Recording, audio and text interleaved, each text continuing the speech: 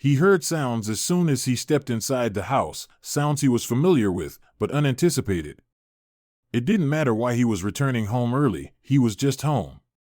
The door was opened by him. Pumper began to back away as he took a step forward and said, "John, it's not, leave it." John pulled him back, snatching him by his graying hair. Silently, John said, "I want to destroy you," meeting his gaze directly. "Lift your chin. You can't hit me. I'm going to sue you. Screw you." The statement was delivered in an even, collected manner with no trace of the underlying rage. With a grimace, Pumper slowly lifted his chin and said, "I swear to God I'll sue you. Do you know who I am? You think I care?" Apparently believing he could handle it. John smiled and gave a few fist pumptions. "Oh my God, John, what did you do?" Brett. I have a lot of questions for you, but not right now. I have to leave so I don't do to you what I did to him. I just want to make sure this concept gets to you, screw you." His voice was soft, reserved, and menacing. When he was angry, John used a tactic he'd picked up in business. He softened his voice instead of yelling. He spoke so softly that people had to focus to hear him. Her mouth was covered by her hands as she asked, "John, do you even know who he is?" Her eyes widened. Maggie begged John to stop and talk to her as he turned and walked down the hallway. "I'll tell you the same thing I told him. Do you think I really care? How the hell could you do that in our bed? You stain, screw you 100 times, screw you." John walked out the front door, got in his pickup truck, and drove to the closest liquor store with a bottle of bourbon, saying, "Leave me alone." John pulled into the Walmart parking lot in the back and watched the traffic while drinking bourbon straight out of the bottle. He unplugged the ringer when the phone rang. I looked at the screen and noticed that the phone was vibrating. Maggie was reaching out to him. He didn't answer the phone the first 3 times, and he didn't answer the text messages either. Eventually realizing that he wouldn't be able to find peace until he solved this, he took the call. "Hello, John, where are you? Come home so we can talk. We need to get past this, it's destroyed." "You mean Brett?" "No, he woke up a few minutes after you left. He got mad, made a bunch of threats about what he'd do to you, and left." "That's good to hear. Did you have fun with him again?" "No, never mind, I don't care." "John, how could you ask me that? Despite what I observed, I can't imagine how I could ask that question to the person I married. I must go now, don't call again." "John, where are you?" He returned to talking to John the Barleycorn. He experienced the brokenness and pain that come from sleeping in a pickup truck when he woke up the following morning. It was only after feeling too sick to drive that he considered checking into a hotel. He concluded, in a sense, that he required more torture because a hotel bed was too comfortable. His mouth tasted awful and felt parched. His needs were not precisely in that order. He needed a piss and a coffee. It was 7:30 when he looked at his phone. Grunting from the ache in his neck, he got out of the truck and went to Walmart to get a new work shirt and some jeans. He arrived at the office and got into the truck to change. He shut the office door, sat down at his desk, and took another look at his phone. Maggie left 20 emails, 3 missed calls, and 37 messages. Bob waved his hand in front of John's face as he entered his office. John smiled for the first time, saying, "What the hell is this? Are you drinking it or bathing in it? Smells like Maker's Mark 19, such a good year." He hung his head, saying, "Bad day yesterday, even worse night." "What's up, buddy? Is Maggie unhappy about something? If you show up smelling like that, she'll be even more pissed off." "Screw Maggie," John said to Bob. "You've never done that, have you? You're kidding, right?" "Yeah, I did. Right before you ripped my damn head off and dumped the body in the ocean," he laughed. With a cry of pure frustration, he threw back his head and said, "What's the matter? You know I got back early. Wasn't supposed to be back until Friday, right?" She was in my bed when I got there, for crying out loud. For a minute or two, Bob stood in shock in the doorway, saying, "In my bed." "Oh, are you sure?" He held out his hand to reveal the abrasions where his skin had been cut by the teeth of the pump and said, "Took a look." "Beat the out of him." "Oh, someone from the law firm?" "Don't know who he is." Softly, Bob asked, "Did you destroy him?" "Unfortunately, no. He's going to come after me, that bald bastard. It would have been better if you had destroyed him. A crime of passion. But now, if you destroy him, it's a premeditated crime. You're going to get fried. I'm aware that I can't bear this person. She was someone I loved." "Why?" It hurt to hear the agony in his voice. "I loved her more than I ever imagined I could have and gave her everything she asked for." One tear fell freely and slowly down his cheeks. "Have you asked her?" "No. I don't want to talk to her." "You'll never get answers if you don't." "I know. I don't want to know the answers. Screw this, I need to disappear for a while." "You're leaving?"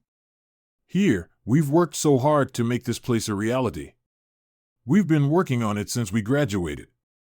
Don't give up. I can't afford to buy you out. We'll figure something out. We have time. I'm getting on a boat this afternoon. I'll call you when I get there." "John, wait. Where are you going?" "I won't know until I get there. I'll call you when I get there. Keep paying my salary, and when you think it's getting unfair, call me, and we'll work something out. Cell phone will be on. If I'm in range, I'll keep working on the design. Just from the boat or something.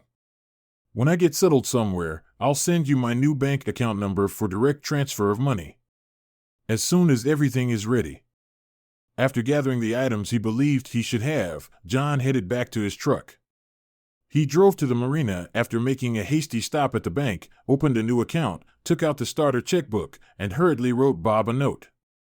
The dock was humming as he descended to his berth.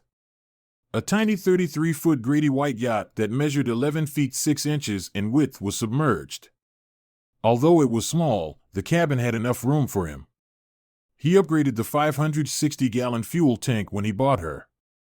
Although she was seaworthy and swift, she was undoubtedly propelled across the water by the two Yamaha 350 motors. He reclined in his chair and gazed at the GPS screens, which displayed information about distance traveled, fuel consumption, and provisions. The screen showed stops in Virginia Beach, Charleston, Jacksonville, Florida, Cape Canaveral, Fort Lauderdale, and Nassau. With weather breaks, he should reach his destination in a week or two at a speed of several hundred miles per day. He would have to wait a few days if the low that was approaching from the Gulf of Mexico moved eastward. However, it would miss him if it headed north. Making plans took his mind off the hurt. All he wanted to do was get the hell out of there. For a brief moment, fear consumed him as he considered getting discovered prior to departing. He would be lost at sea for a very long time. He knew it would be a painful week. While he was traveling down, all he could do was think. After giving the risks of traveling alone like this some thought, he decided it didn't matter. It might not be the worst-case scenario, but it wouldn't be the worst. He was merely indifferent. Nothing could hurt more than it did right now. Just like clockwork, his phone rang. After flipping it to voicemail, he heard a beep informing him that there was another message. When he read the final message, which said, "You have to talk to me. Don't just walk away from us," his anger turned from mild to intense. Had she considered that when she made the decision to sleep with Pumper? Don't walk away from us. Had she not moved on? The phone rang after he tapped her number twice. "John, where are you? Where the hell did you disappear to? I've been worried about you all night and now all day. Where are you?" "It doesn't matter. I want answers, John. Just come home and we can talk. Please don't give up on us." "Don't? You've already given up. Remember when we had that event at school? Remember what we decided then? It was a mistake. I think it was you showing your colors. I should have listened to my intuition then instead. I listened to my heart, and you know what? I got screwed again. And not in a good way, Maggie. JN was on one of his travels again. Maggie sat at her desk and gazed at the photo of John that was displayed in a gorgeous gold frame. Wearing a t-shirt, tanned, and sporting the cutest smile, he was holding that terrible fish. Marlin. His arms were particularly muscular, not enormous but powerful, like ropes beneath his skin. He traveled for work or went fishing every day. She had gone on a few trips with him, but he had always taken her to places like Monroeville, Alabama, and Mountain Home, Arkansas. She thought she would sunbathe in a hotel while he worked, so she accompanied him on his trip to Mexico. However, he proceeded to a location 40 miles north of Guatemala in the oil fields. She was miserable from beginning to end. That, then, was the final trip she took with him. Even back then, she was aware that she was complaining to him while he was working in the oil fields, organizing equipment that affected the drilling mud. She'd forced him to go to parties with her, and he'd returned every day exhausted from the intense heat. She needed to be busy, even though he didn't want her to work. She spent a few years in law school and graduated, but she was not interested in putting in the extra effort to study for the test. Thus, she was hired as a paralegal. With their big cases, lawsuits, piles of paperwork accumulating on their desks, and ringing phones, lawyers were very fascinating. She thought the atmosphere was exciting because it was so lively. It had been her energy for a decade. She was summoned into a junior partner's office at this point. She was strong, had put a lot of effort into improving herself, and could hold her own. She was aware that good work and intriguing cases were a result of appearance and personality. It's not like she worked alone, but there were enough cues. Her intelligence was definitely to her advantage. Maggie, we have an interesting case that's being fast-tracked. It's a land deal whose use permit requires city approval. I need someone willing to work overtime. We have to get it done in time for the City Planning Commission meeting. Are you interested? Sounds interesting. Where is it? Just outside of Washington, D.C., in Maryland. The zoning is correct, so we won't have to fight the county, just the city, for a building permit. It's going to take quite a bit of time. I could use your help. Interested? Sounds like fun. To be honest, she had no idea how she had ended up here. Worked long hours at the office for a few weeks before deciding to eat dinner together. To a deli first, then to a classy restaurant, and finally to a club. Dancing was an enjoyable pastime. A pleasant trip. John spent Monday through Thursday out of town once more. He was expected home on Friday afternoon. She was aware that the dance wouldn't hold up in a marriage.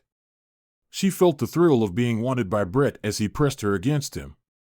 Giving him a little shove wouldn't harm him, would it? We can't do that, Brett. We're married, but not to each other, Brett. No, please, not here. Please, John. He looked up the weather.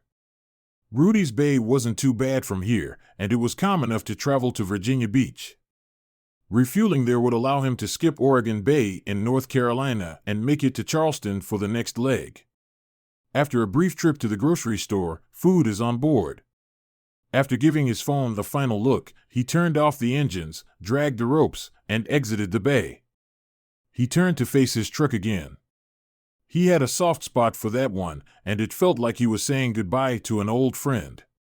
He mourned the loss of more than one friendship. He took off from the marina, applied the gas, and as he gained altitude, he programmed the autopilot to follow the Chesapeake. Reaching for his phone, he tethered the boat to the guest dock.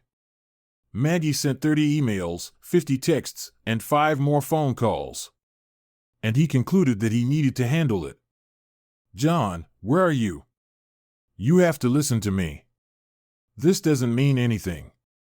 You're talking about our marriage. Of course, it wasn't a question. No, it was just sex. It didn't mean anything. It meant you were a liar, that I couldn't trust you. And it meant our marriage was over. Is that what the connection between us meant? Nothing? When did it start? John, please come home. Please, we need to talk. I'm not coming home. I'm coming to you. Where are you gone? Where you won't find me. You left town? How? Where did you go? Away. You tore my heart out. I can't bear the thought of you. John's voice broke. Aha, screw you. Don't call me. I'm dead to you. Live your life. I'm leaving. John, please, please talk to me. Please, don't go. God, please. Bye, Maggie. Have a happy life, Maggie. Let's go where we feel more comfortable, baby. John gone, and Barb's not expecting me. Let's go. You know this has been a long time coming.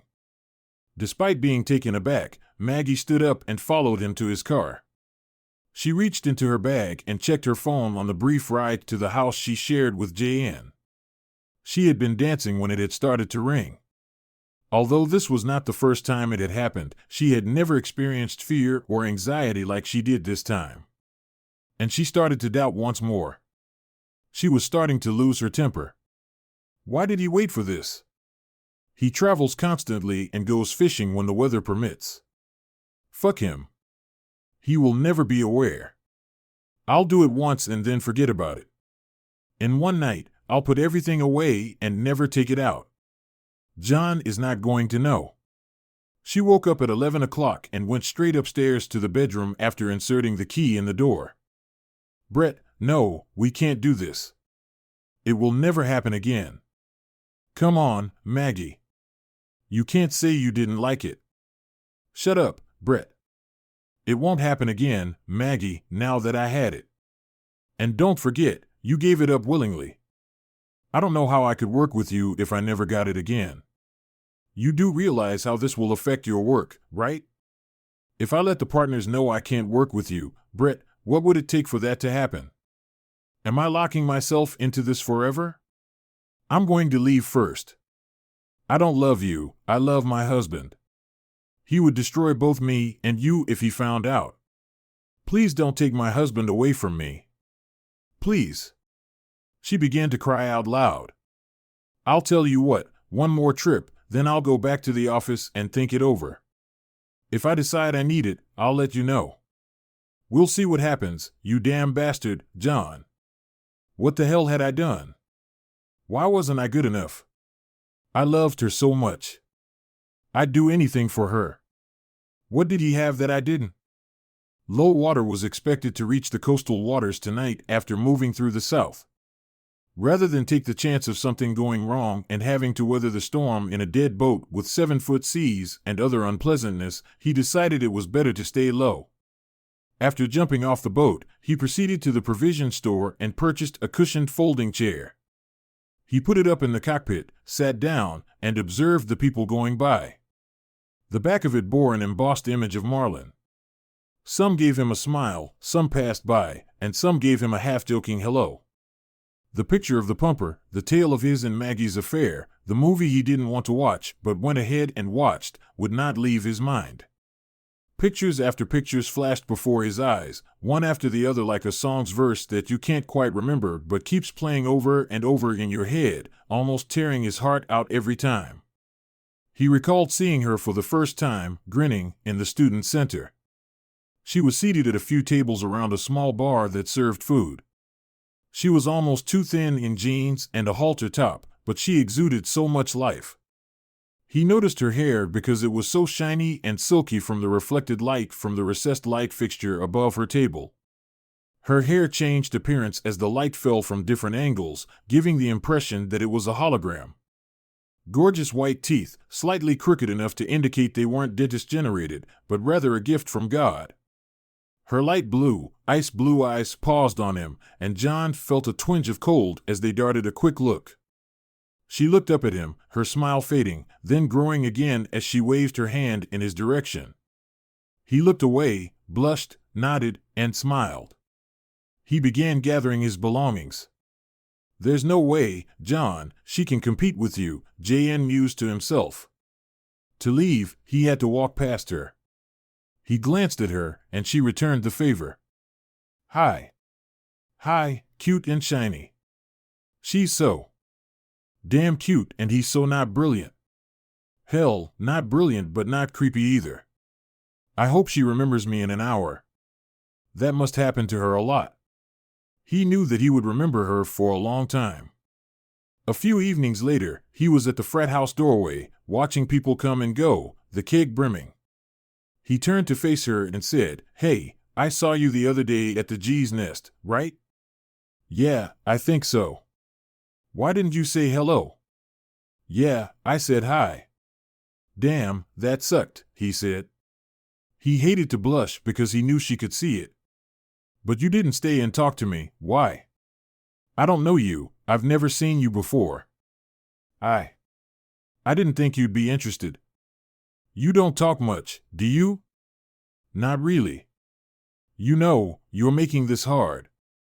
"You're very direct, you know," he replied with a grin. "I know, it's an art," she said, laughing as she posed with her leg bent and flipped her hair back with her hand. Once more, John was enamored with that laugh and resolved to do whatever it took to hear it again. "She's out of my league. It's stupid if I don't leave right now, I'll get my heart broken."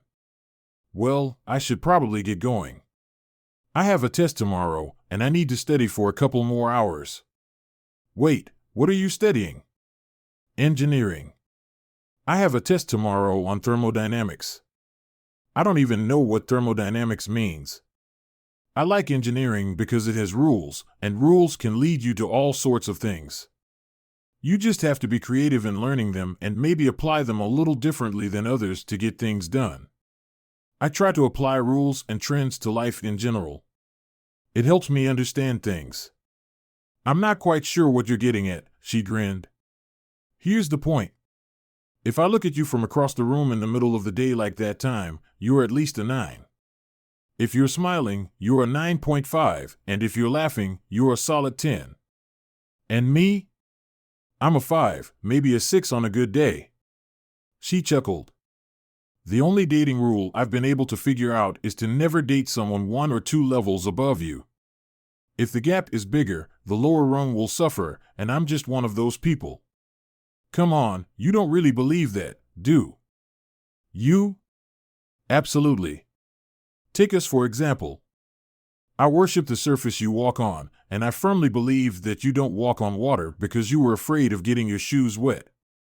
You'll notice that I have a fixation on certain things, such as my studies or ongoing projects. I am who I am, it is not something I choose." I am aware that when he grinned at her, she thought it was adorable, almost childlike, as if he was hiding something from everyone else.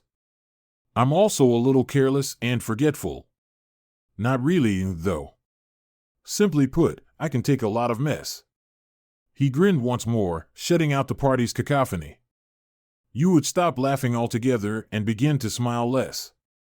Afterwards, you would meet a wonderful man and consider the possibility that you were deserving of better.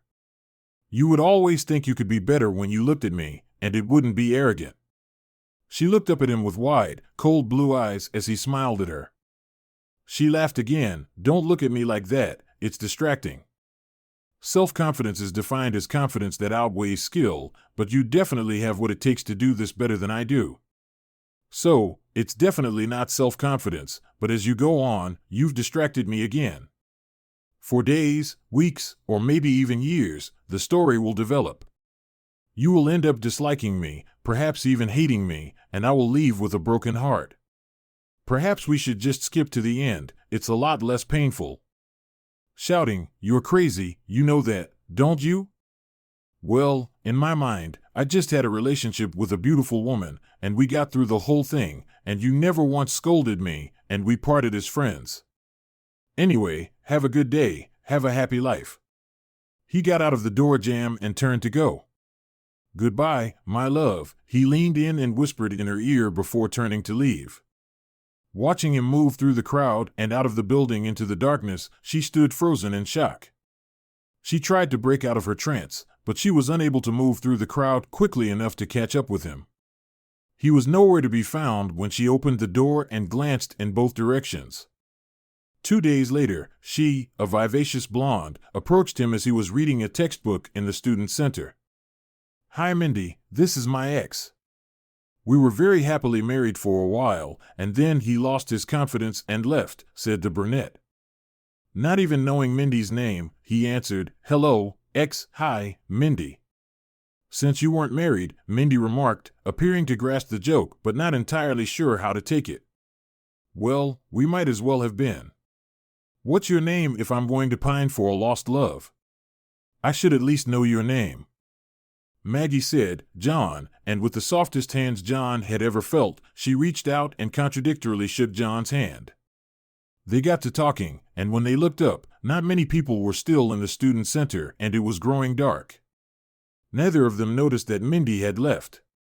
"Thanks for spending time with me, Maggie. Have a good weekend." "I'll be looking for you around, John," said the man.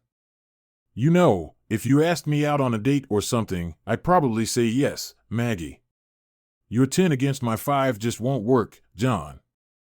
You know that ratings aren't just based on looks. Is that really the only thing you're interested in about me? And by the way, you're definitely above a 5 in looks." "No, that's not true. But now that I know how smart, human, and sweet you are, a 10 just doesn't fit." He looked up at her, and she noticed that his brown eyes had a personality all their own.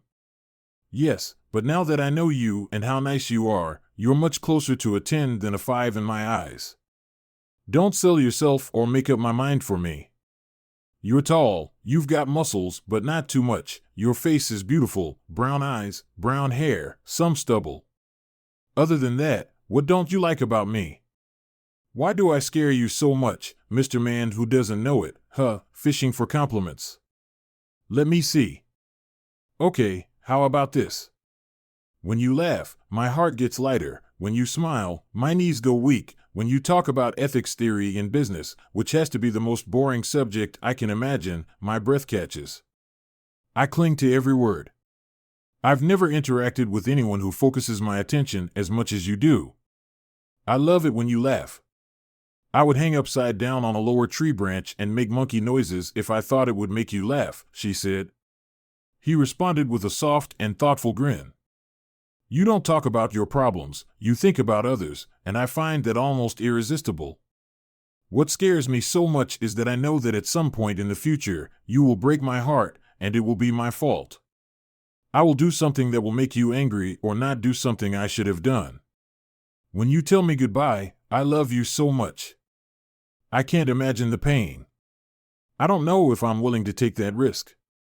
"Wait, did you just say you love me?" "Yes, now I have to go. Now I'll see you later, John." "Wait," she yelled as he walked out the door and across the room. "Please don't make me beg. I'll beg if I have to, but please, don't do this to me. Just meet me tomorrow for dinner, wherever you want." He paused for a second before shaking his head, seemingly about to do something he shouldn't have done. "I agree. I have a test Thursday morning." "How about Thursday night?" he said.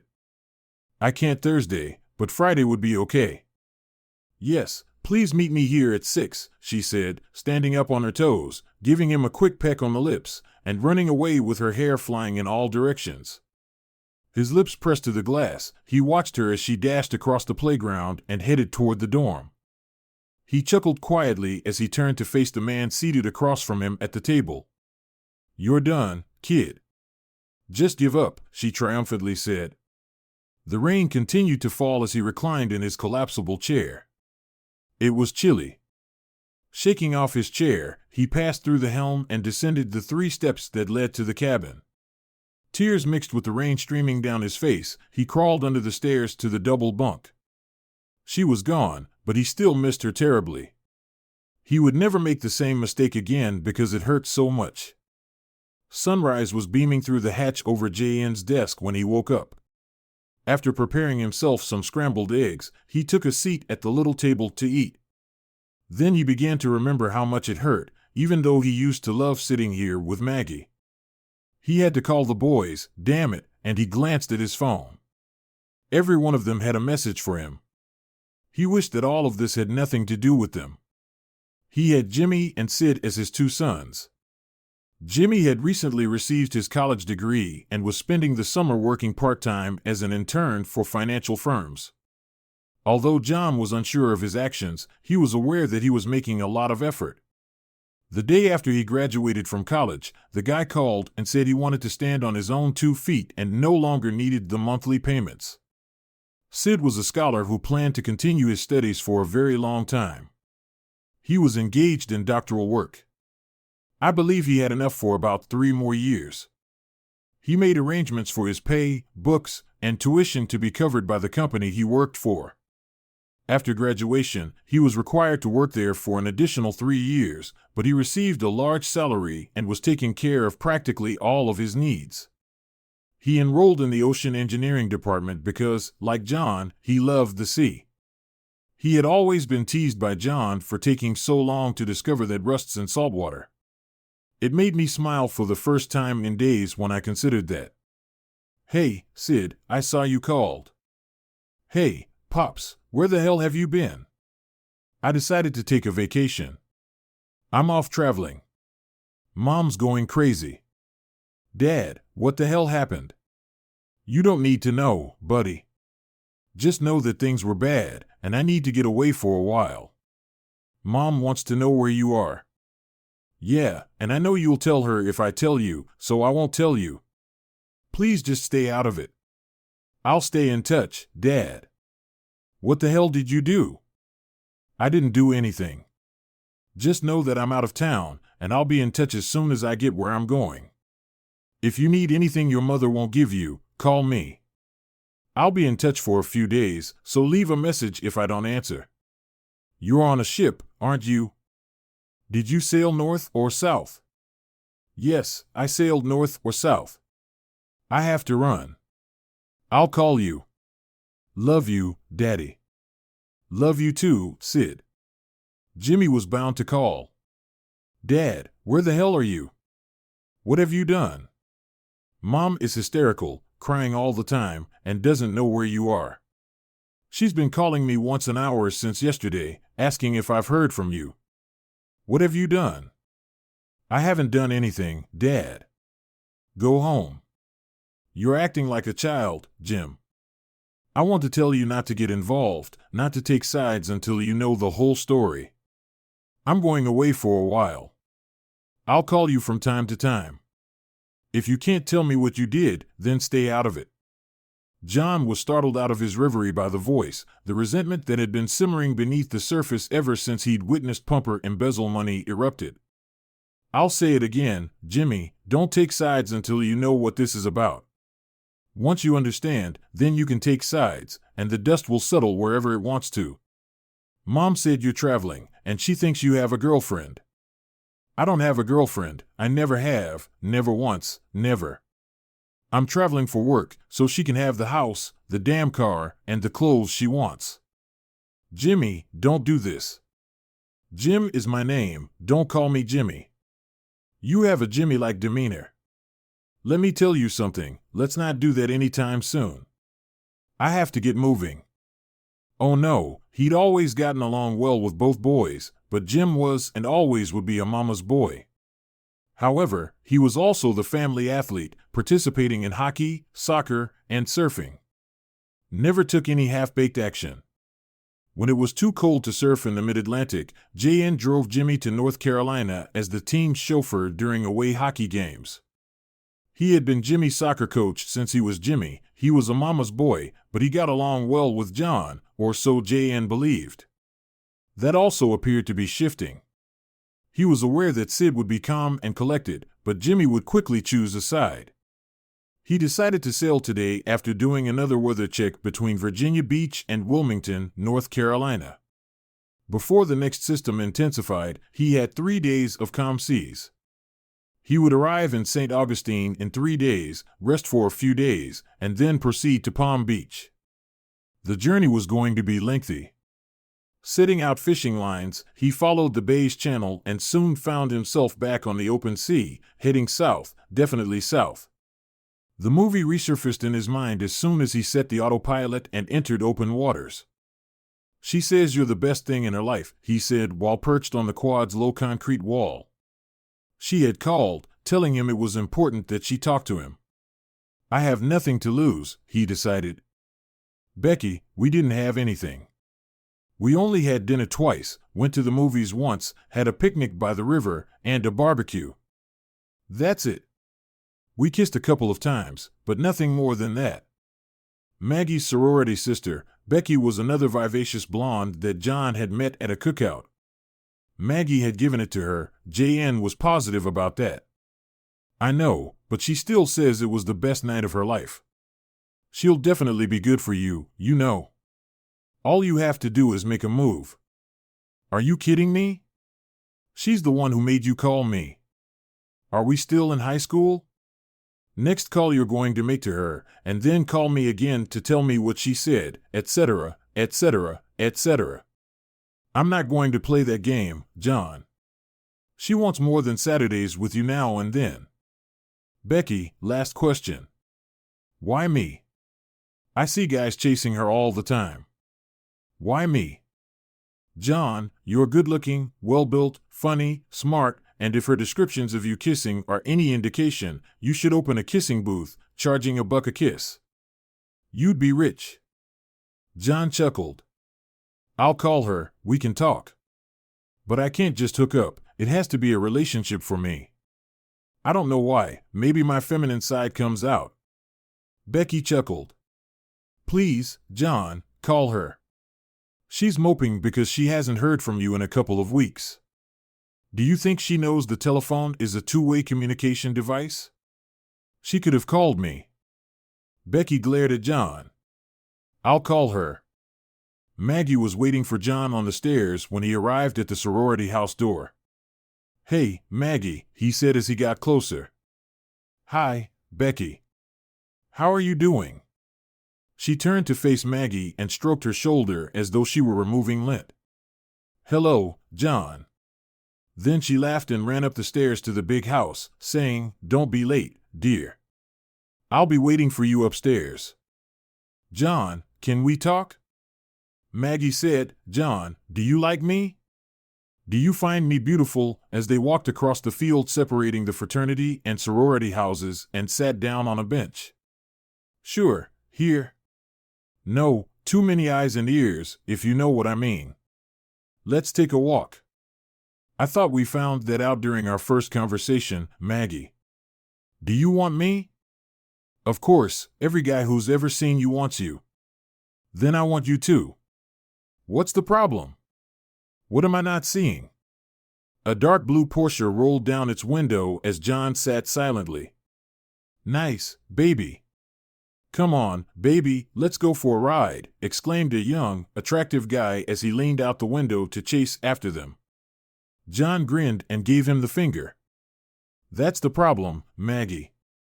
Every guy who's ever looked at you wants you sooner or later. I won't resist. I'm old-fashioned. I'm not just dating, I want a relationship that will lead to something. I just don't see how we can handle the pressure of your looks. I need exclusivity, it's just something I need. I'm not competing in matters of the heart, it's either right or wrong. It's not a competition. I've seen you on campus with others, flirting with others, I can't stand it. It's just not right for me. John, I'm not interested in anyone else. When I went into Bogart's for a drink with the guys on Wednesday last week, it didn't seem that way to me. I don't know the guy's name, but I know his type. You seemed pretty nice holding hands on the table, John. He doesn't mean anything to me. It was just a date between friends. We don't have a relationship. Why didn't you warn me of your presence? Well, then, it's not right for me, John. You can be exclusive if that's what you want. What happens when I have to write an article for a project?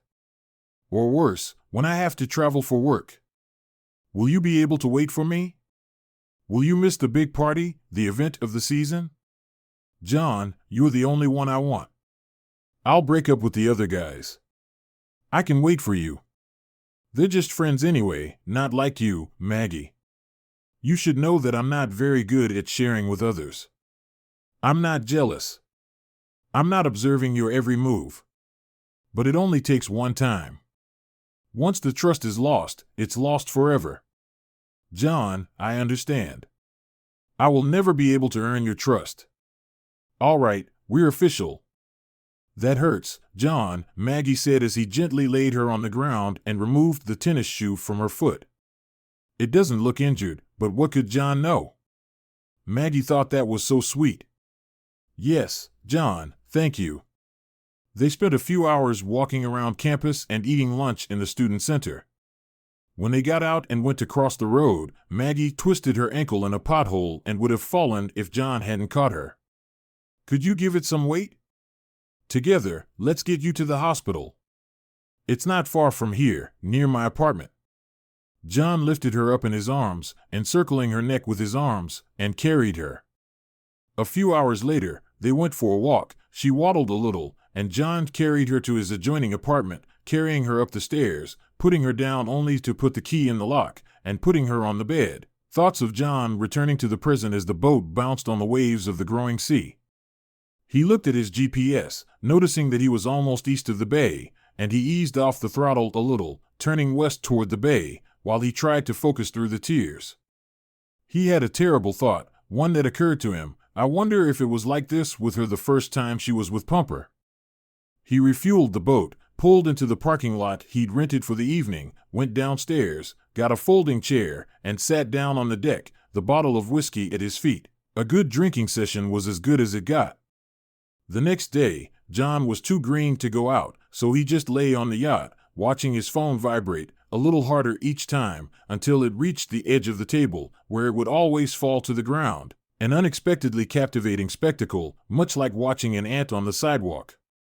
Hey John, how are you doing? Would you mind coming home with me so we can talk? It's not my home anymore, she said, hurriedly entering the argument without even saying hello. John, please don't do this, please. I don't live there anymore, and I'm not coming to your house again. It's not. Maggie, don't say that. It had no significance. It happened only once. I was not serious. It simply took place. It happened only once. I hate being a cliché, but it was just one night. All the other justifications and explanations. No longer will you lie to me. I have one last question to ask before I head out into the sunset and don't communicate with you ever again. Why, John, please. Please let's forget about this, I love you. Maggie, I recall that date you had when we first started dating. You informed me that you needed to see Tim again and were ending your relationship with him. I didn't see that at the time. I don't feel that way right now. It was awful, but this is even worse. Our trust, or at least my trust in you, was betrayed by you. It took you some time, but I gave you another chance, and you blew it. Before I end this call, please respond to my question, why, John? Please, don't think that way. That was an error. That's the first accurate statement you've given me. Without a doubt, it was a mistake. It destroyed our bond, our marriage, our comfortable home, and our kids, J.K. said, his rage growing along with his stomach ache. Haven't I always given you everything you wanted? A country home, a vehicle, clothing, and jewelry. I felt that we had a good life. You never voiced grievances. He heard sobs in the receiver and said, and now I find out it wasn't good enough. It's not you, John, he said. It's me. Why, Maggie, screw you. Just tell me why, please. John, if it's not my fault, then why? Simply return home. I'll come to you if you tell me where you are. Could we just sit down and talk, please? No, I must know the reason. John, I have no idea. It simply took place. How can we prevent it going forward if we are unable to determine why? I've completed my task. Maggie, goodbye. I hope you can accept that this is the last one. It's just goodbye, not goodbye to talking or seeing you. He should have seen it coming when she told him she was breaking up with the others. God, how many had there been? No, John, he heard, looking at the phone to hit the end button. Not misery, not anger, just, he would never forget those agonizing days, the first few days of their relationship. The scene replayed itself in his mind, him lounging in the sun with a glass of water resting in the cup holder next to him. Suddenly, he heard her laugh. She was standing beside Tim, laughing and flinging her head back while gripping his hand. Her stunning smile surprised him. He'd never share it with anyone else. However, the way she looked at him suggested that this wasn't the meaningless relationship she claimed to have with the others. Unable to remain shy, J.N. emerged from the shadow of the tree he was standing beneath and said, "Hi, Maggie." She'd confessed her love to him more than 2 weeks ago, so this didn't seem exclusive, but the look on her face told him everything he needed to know. They had promised to be exclusive. "John? It's Tim here, John." "Nice to meet you," Tim said, holding out his hand. J.N. did not shake his head, almost feeling sorry for the obvious ignorant. "I'm sure it was good to see you, Maggie." J.N. turned and left, wishing he could have punched and hurt someone more, but he refrained. "John, hold on. I apologize, but I don't have time." Maggie stood there unsure of whether or not to end her relationship with Tim. She could feel the panic rising in her stomach and her face going pale. In all honesty, she was going to end it with Tim, who was standing there staring at her and John before disappearing around the corner of the building. It was then that Maggie realized it was her that was trying to persuade him. "Who was it?" Tim asked, his face displaying uncertainty. "It was John." "That's what I wanted to talk to you about." "You wanted to talk? What do you mean?" He's my boyfriend, I guess." "Then why are you here with me?" "I wanted to tell you face to face." "Maybe over dinner." I don't blame him for being mad. "Bye, Maggie." "Tim, wait." J.N. went to the library and made a valiant effort to study, but to no avail. Even though he knew it would be ineffective, he tried. At last he gave up and left for home. "Hey, you're here. That girl you were talking about is trying to reach you. She's calling about every 20 minutes. Like it was demanded, the phone rang. I don't want to talk." "What should I tell her?" "Tell her I'm not here and to stop bothering you." "What did she do? Run over your dog, cruel person?" A moment of hesitation. "Hello?" From across the room, John heard her reply, "No, he's not here. I was told not to expect him today. I don't know where he is. I only know he's not here." After hanging up, Ray grinned at John. "Let's go get a drink. Tell old Ray all about it. I'm buying the first 3 rounds. You're on your own from here." Late in the evening, Ray pulled John into his bed. Tonight, he had enough about St. Maggie. As soon as J.N. got going, he began to talk about how they met, how they spent time together, how they went to the movies, and what he found appealing about her. That is to say, nearly everything. And continued to complain until his speech became slurred and his thoughts ceased to exist. Ray was relieved that he'd at last become calm. A good drinking session could sometimes cure a lot of things, though it couldn't cure everything. After the exam, J.N. walked off campus. He hung out with his parents at home during the week. It was his father who introduced him to yachting.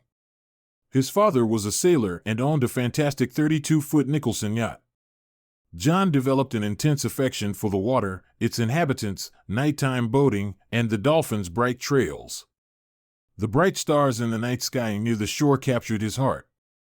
He simply lay on his back and observed the stars as they traveled across the sky. He regretted not being able to tell Maggie about this. Maggie was there to greet him upon their arrival at the yacht. "How did you find me?" "I didn't want you to. I went looking for you, and when Ray tried to explain to me that you were gone, I saw an envelope on the table addressed to you. I went to your house, but only your mom was home. We spent the whole day together. I told her what happened. Finally, she said you would be back on shore today, so I went to the nearest wharf and waited. She didn't tell me where to find you. I got here at 7 in the morning, but I was so afraid I had missed you. She told me not to expect a warm welcome. She said you don't open up often, but she knew something was bothering you. It's not like you to drop out of school like that. She was right. I want you here. Why not, John? I told you I was backing out, and I told you it would take some time. Did you sleep with him? Why are you asking me that? No, I didn't sleep with him, John. Well, not this time. I'm not a virgin, and you know it. We said we were in an exclusive relationship, and that's the way it is. We've left everyone else out since we agreed. Tim didn't seem to realize that. He left me in the restroom. I never saw him again, and I never will, John. He seemed like a smart guy. John, you're all I need, please. He was about to leave. I didn't expect to see you with him. It hit me hard. I'm not competing for you, Maggie. It either works or it doesn't. You either love me or you don't. If you love me, you don't want to be with anyone else. If I ever find out you're with another guy, it means you don't love me, and that will be the last time you see me. Period. Look, I came here to see you so you'd know I was serious about our promise to be exclusive. It meant nothing to me. I understand how it looked to you, and I'm sorry. It will never happen again. Can we go back to the way things were, please? Don't walk away from me, from this, please, Maggie. If you were honest with me, I'd be okay with it. I wouldn't like that you were seeing another guy, but I could probably get over it. Not knowing and tripping over you like that, it seemed like you were hiding something, that you weren't being honest. I won't put up with it.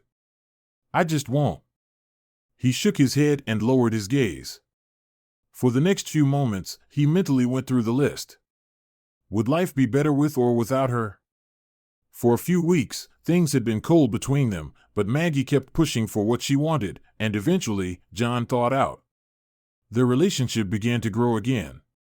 The ice in the glass had long since melted, and John took a sip of warm water. Damn it, why didn't I get the hint? Had she been seeing guys on the side all this time? How long has she been having fun with him? Has this marriage for the past 30 years been a farce? Is there anything real? Wondered John. He got up and prepared to head out to sea again, cleaning, buying provisions, sleeping. That night was difficult, and the questions kept running through his mind. The next morning, he was on his way to Georgia, then to Florida, and finally to Nassau. Maggie, oh, what am I going to do? Wailed Maggie, turning to Becky. I've lost him. I've lost everything. Becky didn't give up. Maggie, why did you do this? What the hell were you thinking? You gave up a 30-year relationship for a shitty idiot. How are you going to explain that to the boys? I'm not going to explain that to the boys. Oh my God, how can I?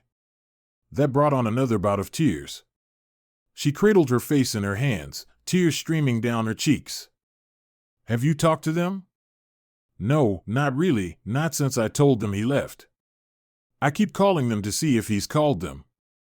He's only called Jimmy once, and Sid hasn't said a word, so according to them, John just left you for no reason. He just left, and you don't think they'll wonder if John did something wrong? Are you just going to let them think what they think? Are you willing to take the risk that it will damage their relationship with John and do nothing to prevent it? You don't deserve him, you know that, don't you? I was so good, I just stumbled, you know. You make it sound like you slipped on a banana peel and landed on top of him. You slept with him all night in John's bed. What the hell were you thinking, damn girl? Do you think John will ever forget walking in and seeing that? Maggie looked at her, and her eyes reflected understanding. If you had fun with him in the car and drove home alone, and John somehow found out about it, maybe, although I doubt from John, but maybe. No, you brought the guy back to John's bed, and he found you the next day. How can you explain that? You broke the nicest guy I've ever met. He was a coach, gave everything to you and the boys, worked his ass off. Do you have any idea how many women threw themselves at him? I saw it happen. He was always polite, always soft, but always decisive. No, he wasn't interested. Period. And you dismissed that. I have to do something, Becky. I have to let him know I love him. You could try, but I'm not relying on you. If you can get him to talk to you, if you can beg, crawl to him, be the most wonderful wife in history, and never even think about lying to him again, it will kill him in a heartbeat. You will also have to deal with the boys. If they accuse their father, it will all be over. You realize that, don't you? Oh God, I've messed up. I've messed up everything. He has to talk to me. He has to. John was sitting on the cockpit floor in the back of the plane, a pump in his hand. He was in his uniform shorts and a tattered t-shirt, always a fish t-shirt. His tan had darkened over the last week in port. The Caribbean sun was scorching mercilessly. Hi, I'm Sarah. Hi, Sarah. Without looking up, he noticed there was a locking ring on the case. If I turn it this way, it might come loose. Then I can unlock it, thought John. What are you doing? Fixing the pump? Why? It's not pumping. Yeah, but where does it go? What's it doing? It's pumping water into the well. Okay, now I realize I know less than I thought I did. The sarcasm made Jade look up. Long blonde hair, slim but not skinny figure, the sun off her back. John couldn't see her eyes, but he could see her smile. He instinctively smiled back. There's a tank that holds the bait fish, and this pump feeds water into it.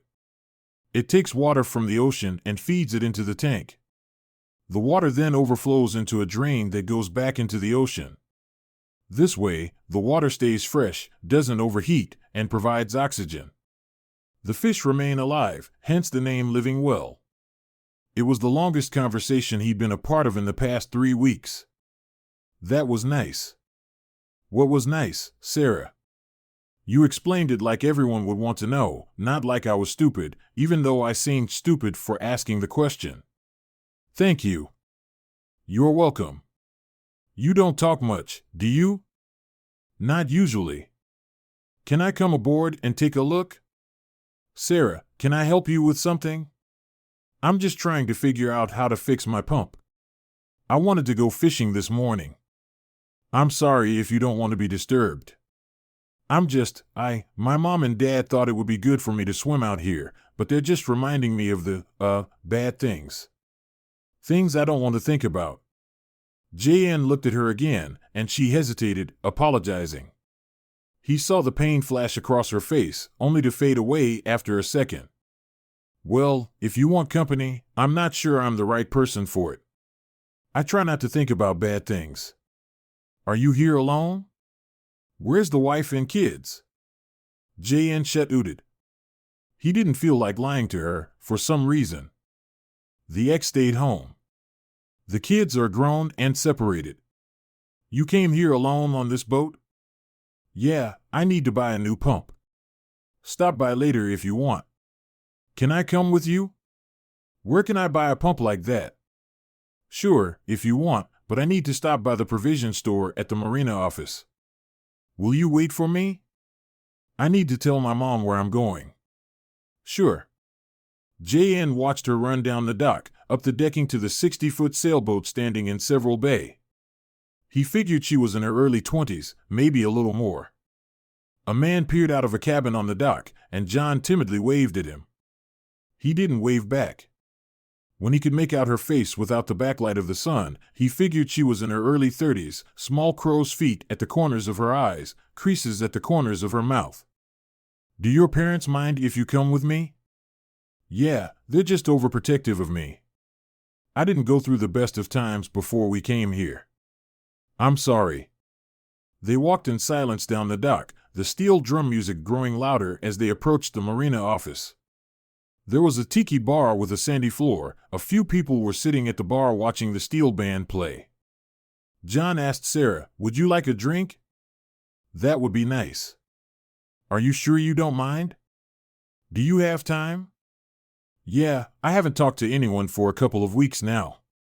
It's just me and, down deep, I'm stuck on this damn boat with Mom and Dad. A couple of centuries, not exactly what I need right now. What do you need right now? A glass of white wine. F. John smiled at her. They sat at a table away from the bar, in the hustle and bustle of the steel band. The afternoon breeze was just beginning to pick up, dispelling the stifling summer heat. So, John, how long have you been here? What's your story? Let's figure out why they are, to quote you, couple of the century, and why it pisses you off. I went through a rough divorce, and my parents decided I needed to get away. They decided we'd come here, rent a boat, and get away from our problems. She laughed, musical, melodic, and sad at the same time. Her teeth were dazzling white, and her eyes were a soft green. What's wrong with that? They seem to care about you. A bad divorce, and I'm stuck on a ship with two people who've been in love with each other since I was 18. It just reminds me of something I'll never have. I love them, you know, very, very much. I just wish Daddy could sail or hire a captain who could. I wish. I don't know what to wish for. I thought I had it all. I had a good job. I thought I had a good marriage for 20 years.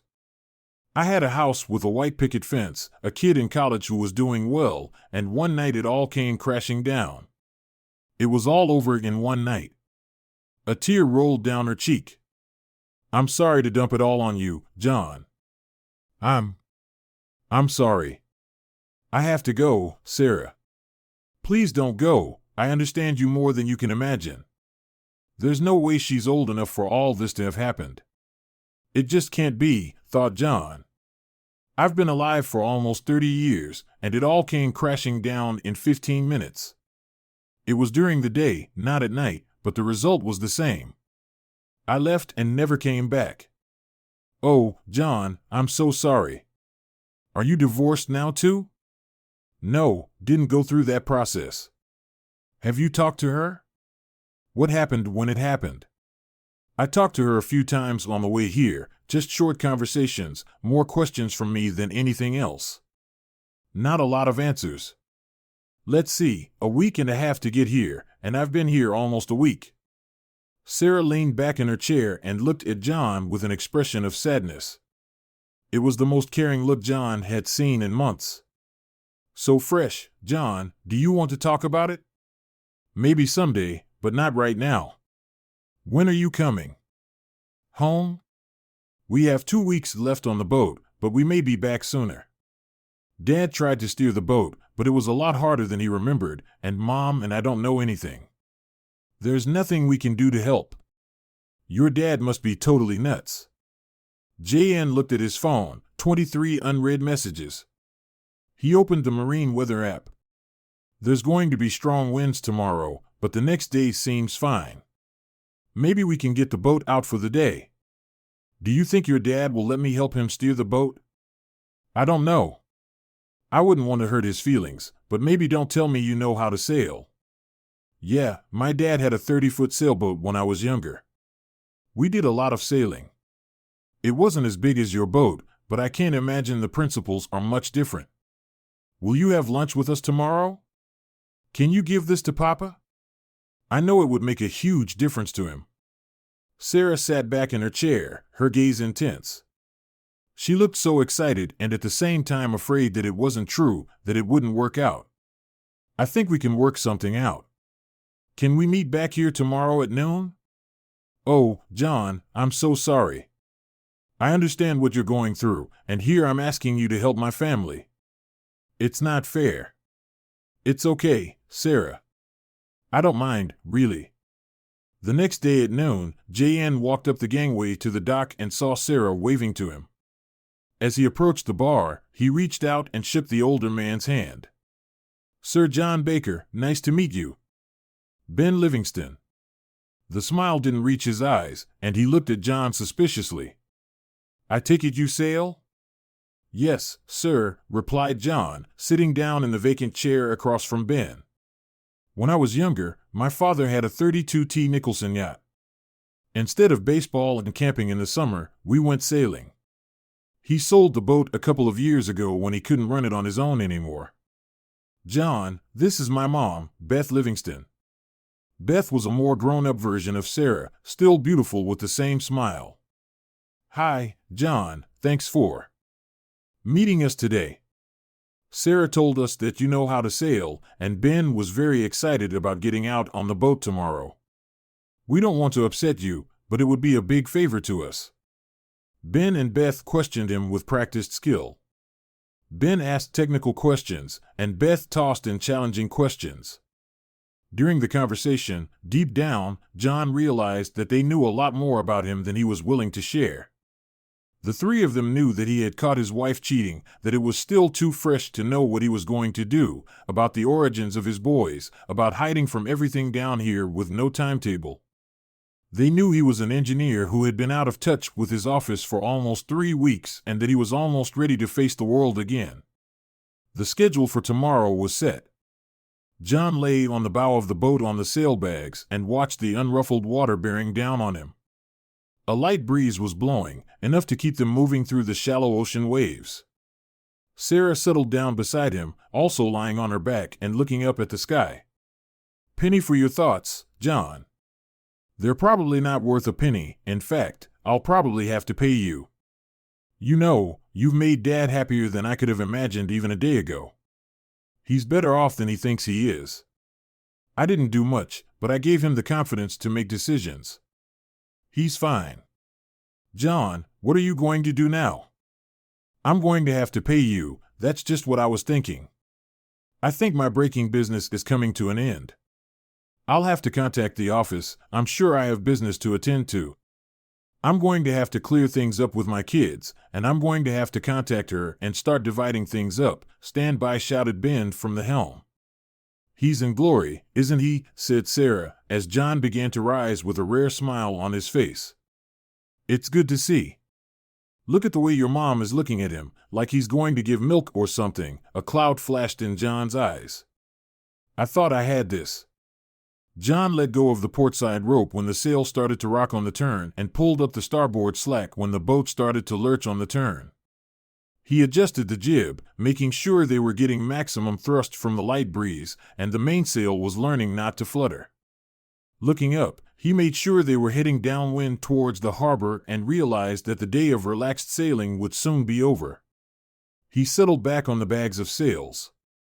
I'm not looking forward to it. I know how you feel. I went through this about a year ago, John. Whatever happens, I'd like to keep in touch with you. She didn't think John could hear the pounding of her heart, but he was.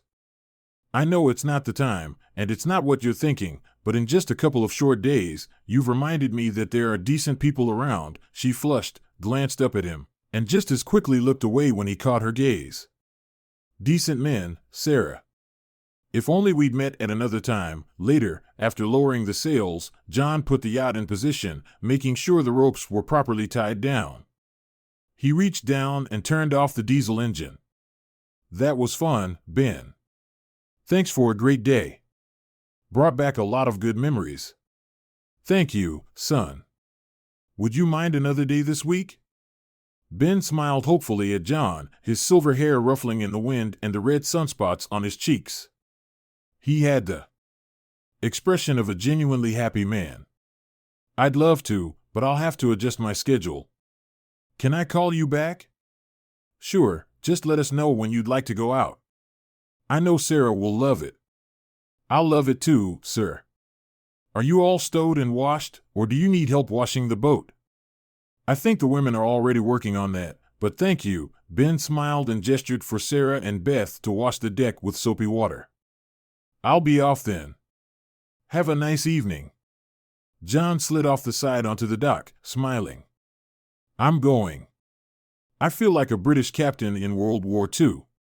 Where did that come from? He thought as he walked back to the down deep. Crawling onto the boat reminded him of his loneliness. He felt even more alone than he had the day before. Maybe he was starting to feel again. Maybe that was a good thing, maybe not. Anger came over him again, and for the first time in a long time, he picked up his phone and turned it on.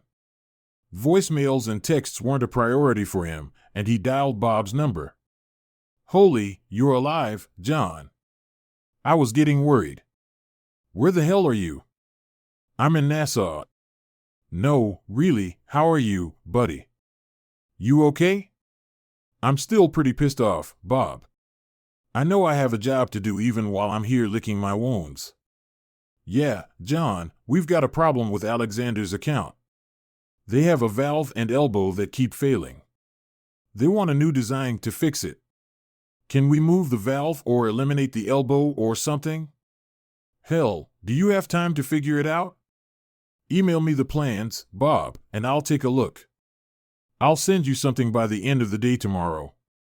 If you do that, I won't feel so bad about your direct deposit tomorrow. Yeah, about my direct deposit, hold it for a day or two. I need to divide things up, square up my investments. Speaking of which, she calls every day asking if I've heard from you.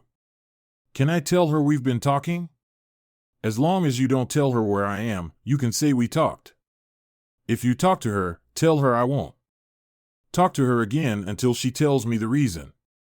I've already told her that, but I don't think it would hurt her to hear it again in a different voice, John. How do I've tried to get in touch with you? I've called your cell phone many times with questions, but I keep getting voicemail. I haven't turned it on. I'll call you every day at 3 o'clock, unless I'm gone fishing. If I'm gone, I'll call you when I get back. John and Bob spent over an hour discussing the various projects in progress, from equipment startup to maintenance. They discussed the normal day-to-day running of the business, personnel issues. It was a normal conversation, and the normality of the call only struck John after he hung up. 222222222222222222222. Dad, where the hell are you? This isn't funny anymore. Mom is furious. She calls me every day asking if I've heard from you. Jim calls me too. Where are you and what the hell happened? Asked Sid. Sid, I really don't want to go into details. It was really bad, and I don't see us recovering from it. Mom said the cops are looking for you. What did you do? I hit someone hard a few times, but not hard enough. That doesn't sound good, Dad. When are you coming home? I'm not sure I'll be coming anywhere but for a short visit. I need to get some things in order, and then I'll come back here. And where is that, Dad? Not in the village. As soon as I get things settled with your mom, I'll tell you, and you can come visit. Jimmy's furious too. He said your last conversation didn't go very well. He's very angry and wants to know what you did to Mom. She won't tell us, just cries a lot.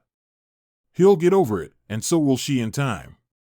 Come on, Dad, just tell me what's going on. Please, just realize that I'm fine, and I'll be back soon. I'll let you know when I get there. Maybe we can have dinner or something. Kristen will be happy to see you too. Dad, tell her I said hi, and I'll call her in a week or two. John ended the conversation, pulled out the chair he'd bought on the way over, and uncorked a new bottle of whiskey. John woke up to Sarah tugging on his arm. Come on, John, you need to go to bed. You shouldn't be here, not right now. I'm not a good person. Get up, go to bed, and we'll talk in the morning. You know you're beautiful, don't you? In your condition, everyone is beautiful.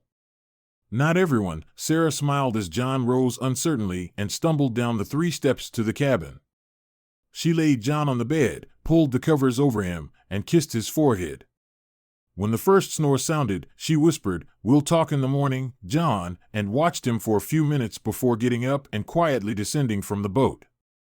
John woke up, trying to count how many hangovers he had experienced recently.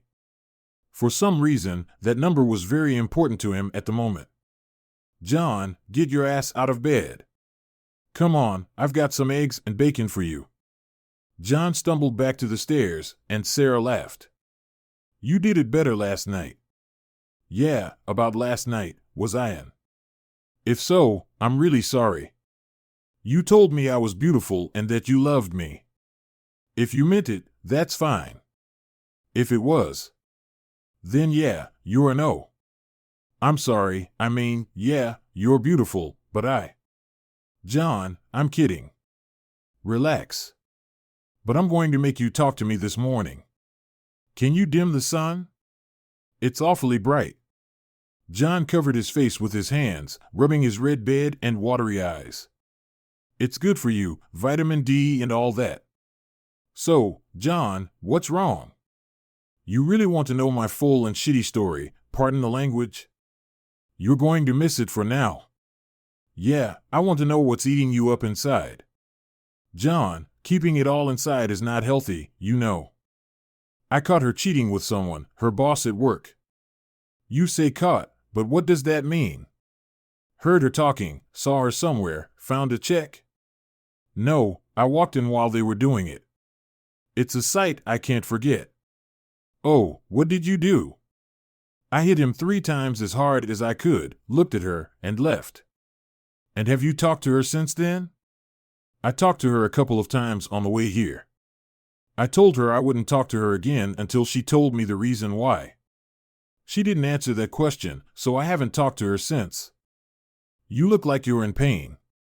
Can't you stop thinking about it? You drink yourself into oblivion every night. I loved her, Sarah. Loved her with all my soul.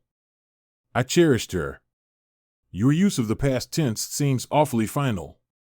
No chance of reconciliation, none. The luster is gone from that apple. We went through one event when we first started dating, and I dealt with it. And this, well, I'll always remember that look when I think of her. When I see her, it makes me doubt myself, you know? Am I not good enough?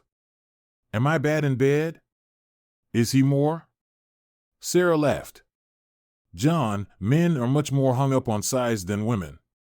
It may matter to some women, but for most, it's emotion. The biggest erogenous zone is the mind, you know what I mean? Then I must be lacking in skill. It was the little bald bastard. I know I'm not as handsome as they say, but he wasn't much better. Don't underestimate yourself, John, she told me the same thing once. Didn't help much. I should have known. I knew it was going to happen. Knew what? How did you know? When I was in college, I had a rule developed in engineering classes, combined with a little thought: never date someone who is 1 or 2 grades above you. It's always the one below who suffers. Here I was, the bottom feeder. I was hurt. I should have known, John. If she's more than 2 points above you, she must be stunning. Don't forget, she has to be a guy's wet dream, gorgeous. And are you sure it's over? Done.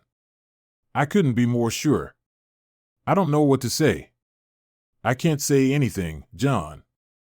You don't want to hear that everything will heal, that there are more fish in the sea, that women are like buses, that you'll wait a little while and another one will come along.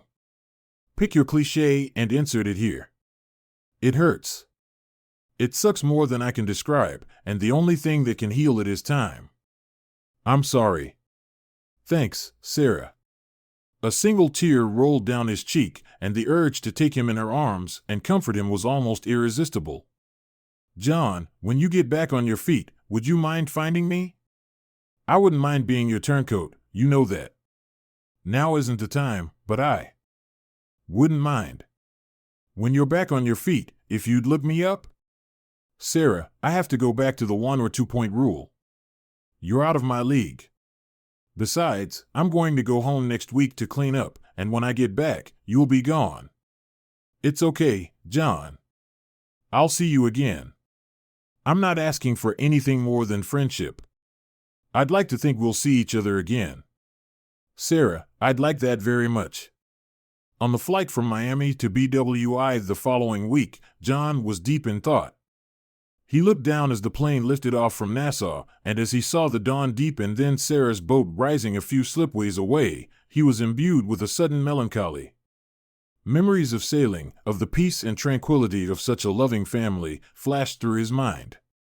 As soon as he boarded the flight home, melancholy was replaced by anger, and his thoughts returned more and more to Maggie. Damn. When he stepped off the plane, through the security door from which there is no return, Maggie was waiting for him. It had been almost a month. She had lost a little weight, bags had appeared under her red, puffy eyes, but even now, not in her best shape, she was beautiful. "What are you doing here?" "Bob told me when you were coming." "Please don't be mad at him, John." "I'm so sorry. Please let me explain everything." "I'm not interested in talking to you until you explain." "Why?" "Are you prepared to answer that question?" "I can try, please."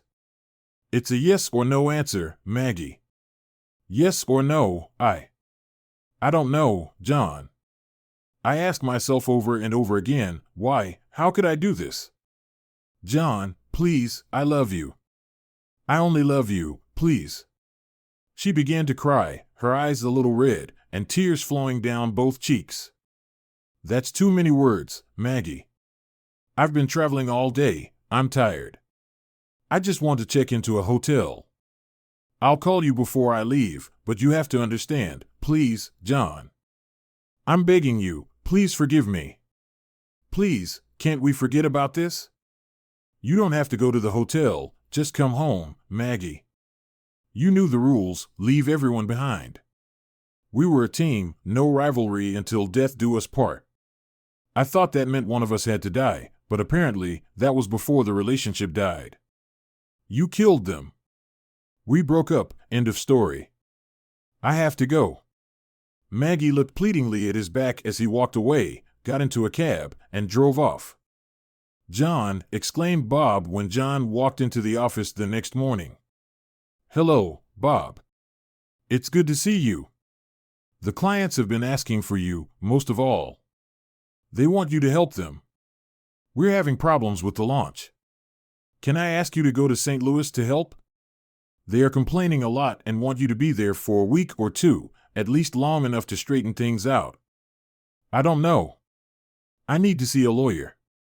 I think I'll go to Tim's, sort out the finances, figure out what else I need to deal with to get out of all this. Are you okay?" "I know that should have been my first question," asked Bob, putting his arm around John's shoulders as they walked down the hallway. "Bob, my head is clear, but emotionally, I'm dead. I don't know if I'll ever get over it. I just can't see it." John reached across the table for Maggie's framed picture, picked it up, looked at it, and tossed it in the trash. "Everything around here reminds me of her. I don't think I can do this. Maybe we should go our separate ways, John. You're the heart of this place. I know there are no irreplaceables here except you and me. I have a proposition for you. Once you're settled in, let's go out to lunch and talk." "I think there's a way to work things out," suggested Bob. "I don't want to hear it, Bob. Don't try to convince me to bring that cheating back. No damn way. I'm not talking about her. I'm talking about work," clarified Bob, heading out the door. "Bob, if I know when I get divorced, I have to figure out how to make sure she doesn't get a piece of the business. I have to meet with a lawyer tomorrow morning and start the process," admitted John. "So you've already thought about that?" questioned Bob. "Yes. I think I'll go to the police station and turn myself in. You'll fire me for misconduct, and I'll be a consultant again in a month or two after the divorce is final. Then she can get her teeth into just my counseling fees. I have to see a lawyer first, and he'll take me to the police station. You'll have to work it out through a lawyer." "Do you think they will press charges?" explained John. "I hope so. It'll give us a reason for a new agreement between us. But I'll sue him for alienation of affection, habitual noncompliant behavior, moral reservation, and anything else Tim can think of and convince him to drop the charges. We can figure out how to structure things when this is over. You know I hate this, right? You and I built this place together, and I've had a lot of fun doing it," expressed Bob. "It's okay. Things will go back to normal faster than you think. Well, at least the new normal. All right, I've got to run, John." "How's it going, Tim?" smiled Bob, walking across the room with an outstretched hand. "It's gotten better, Tim. It's personal, family, criminal, and business law. I don't know who to turn to." "I was hoping you could direct me," explained John. What's going on? Inquired Tim. A month ago, I caught Maggie having fun with her boss, confessed John. Oh, where? Asked Tim. I caught her with him in my bed, revealed John. Oh. What did you do? Exclaimed Tim. I knocked him the hell out, then left the country. Went on a boat to Nassau. Been there about a month. Just got back yesterday. Does she know you're back? Queried Tim. Yeah, met me at the airport. I have a couple of questions. I want a divorce. Please prepare the papers and serve them on her, or tell me who I should contact to prepare the papers and serve them on her. I will also have to deal with the police. This is Brett, her boss at Dewey Scrum, and how? I believe I'm wanted on an assault charge, revealed John. Let me make a couple of calls. Can you wait outside? Before you do, you should know that I want to use this. I think we can get him to relent if we threaten a lawsuit. But I should be fired for inappropriate behavior, so she can't get my half. I didn't realize to take pictures, so I have no proof other than what I saw. He said, she said. I don't know if she can be charged with adultery, and I don't know if it would make a difference if she did, considered Tim. Okay, let's get Mary and George here so we can attack all of this with a united front. I don't know how I'll be able to afford it. What do you need for the fee, John? Reassured Tim. Don't worry about it now. We'll get it all sorted out. It's the story of my life, all in uncertainty. I hated charges had not yet been filed, and being arraigned was one of the most humiliating experiences John had to go through. When he appeared before the justice of the peace, it was via video link. He stood with George next to him on a podium, with a screen in front of him showing the judge. So, Mr. Baker, the judge began, it says here that you assaulted Mr. Brett Garris, striking him several times in the head and face. How do you plead? Guilty, Your Honor, John replied, but I didn't hit him in the head, only in the face 3 times. Even on video, the judge was an attractive woman, with a slightly angular face, bright eyes, and an intelligent expression. Do you admit to hitting this man? She asked. Please tell me if there are extenuating circumstances. Yes, Mom, there are, replied George. Oh, please, Mr. Baker, enlighten me. I don't mean to be disrespectful, Mom, but they were in the middle of, George interrupted, in flagrante delicto, Your Honor. Thank you, George, the judge acknowledged.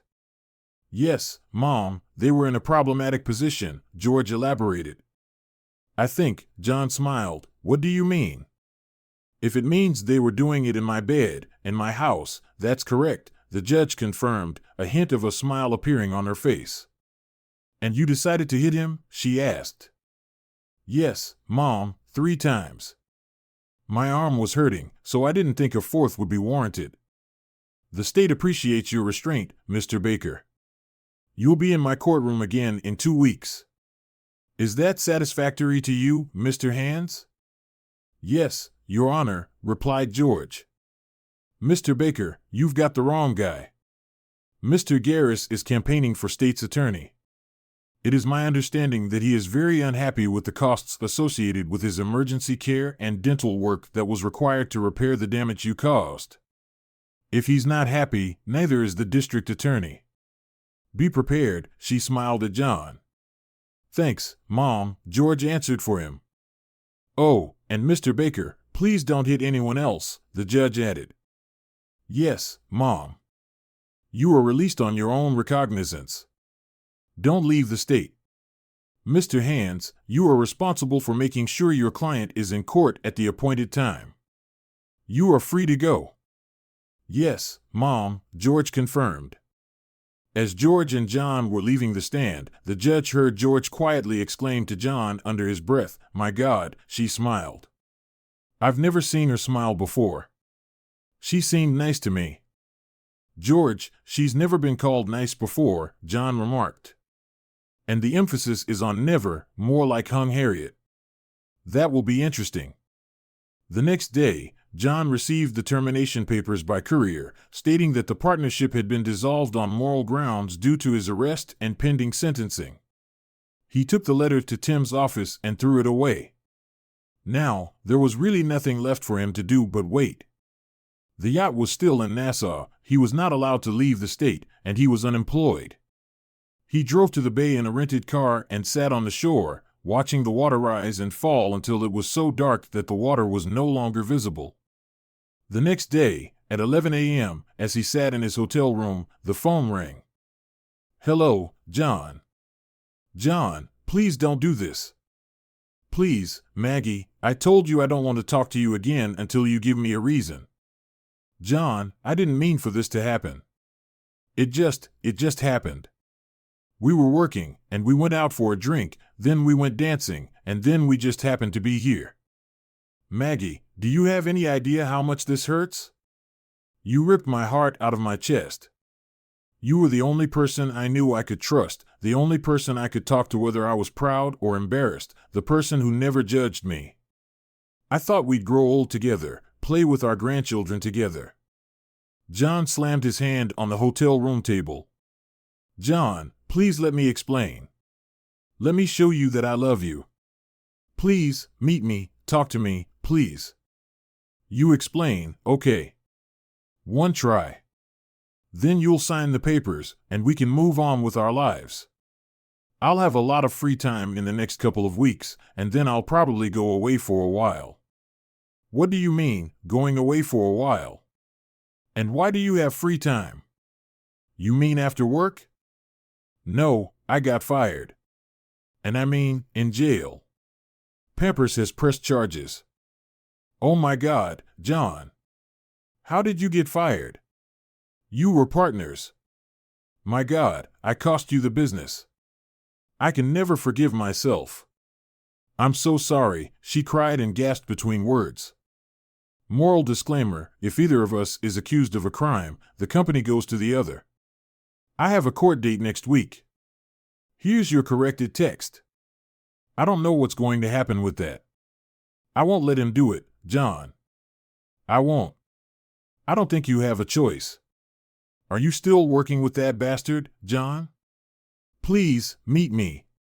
Let me see what I can do. Let me show you that I love you and only you."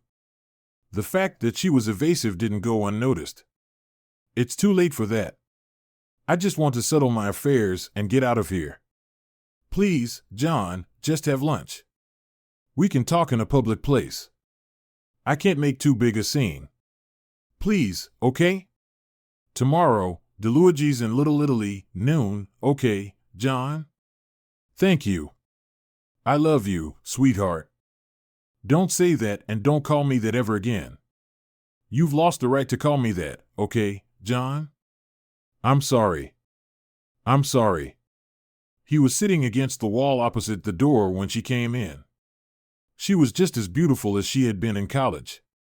Sure, she had a few pounds added and her eyes were red, but he noticed for the 1,000th time that she had aged well. "Maggie," he refrained from standing up as she approached the table. "No hugs?" she asked with a strange smile on her face. "No, John. You're so cold. We've spent 30 years together. You had fun with another man in my bed. How many times? How long did it last?" "It was only once, John. Do you seriously expect me to believe it was the first time? I don't believe you, John. It was a mistake. I didn't mean for it to happen. It just happened. You make it sound like you slipped on a banana peel and fell on it. You don't have to be rude, John. That's what Becky said, right, John? I'm so sorry. I can't believe you've lost your company. What are you going to do? Are you going to fight it? No, it's spelled out in the contract, just like the morals clause in your contract of employment with the law firm. I'm going to sue him, you know. Alienation of affection. Sue the firm on the grounds that they didn't honor the morals clause regarding you and Pumper. I'll think of something. John, you're just trying to hurt me. It's okay. Hurt me. I deserve it. Say whatever you want, and I'll sit here and bear it. Take my job, make me suffer. I'll sit here and take it. Just let me show you that I'm sorry and I love you. Who was that guy in college? Tim, I think. Remember him? Maggie lowered her eyes, tears falling onto the tablecloth in front of her. Yeah, quietly and sadly. Remember when I told you then that it was your only chance? Yes. You won't have another. How would you feel if you came home excited to meet the love of your life and found him having fun with someone else in your bed? She paused. Oh my God, John, I'm so sorry. I wasn't thinking. I didn't. You weren't just seeing me in your head at that moment, were you? It hurts, John. Pain sucks, doesn't it? You want to feel pain? How about the boys calling you and asking you what you did wrong? Why did they think I did something wrong? What did you tell them? I didn't. I didn't tell them anything, John. I just asked them where you were. Her sobs made her speak in scraps. You have to take responsibility for your actions.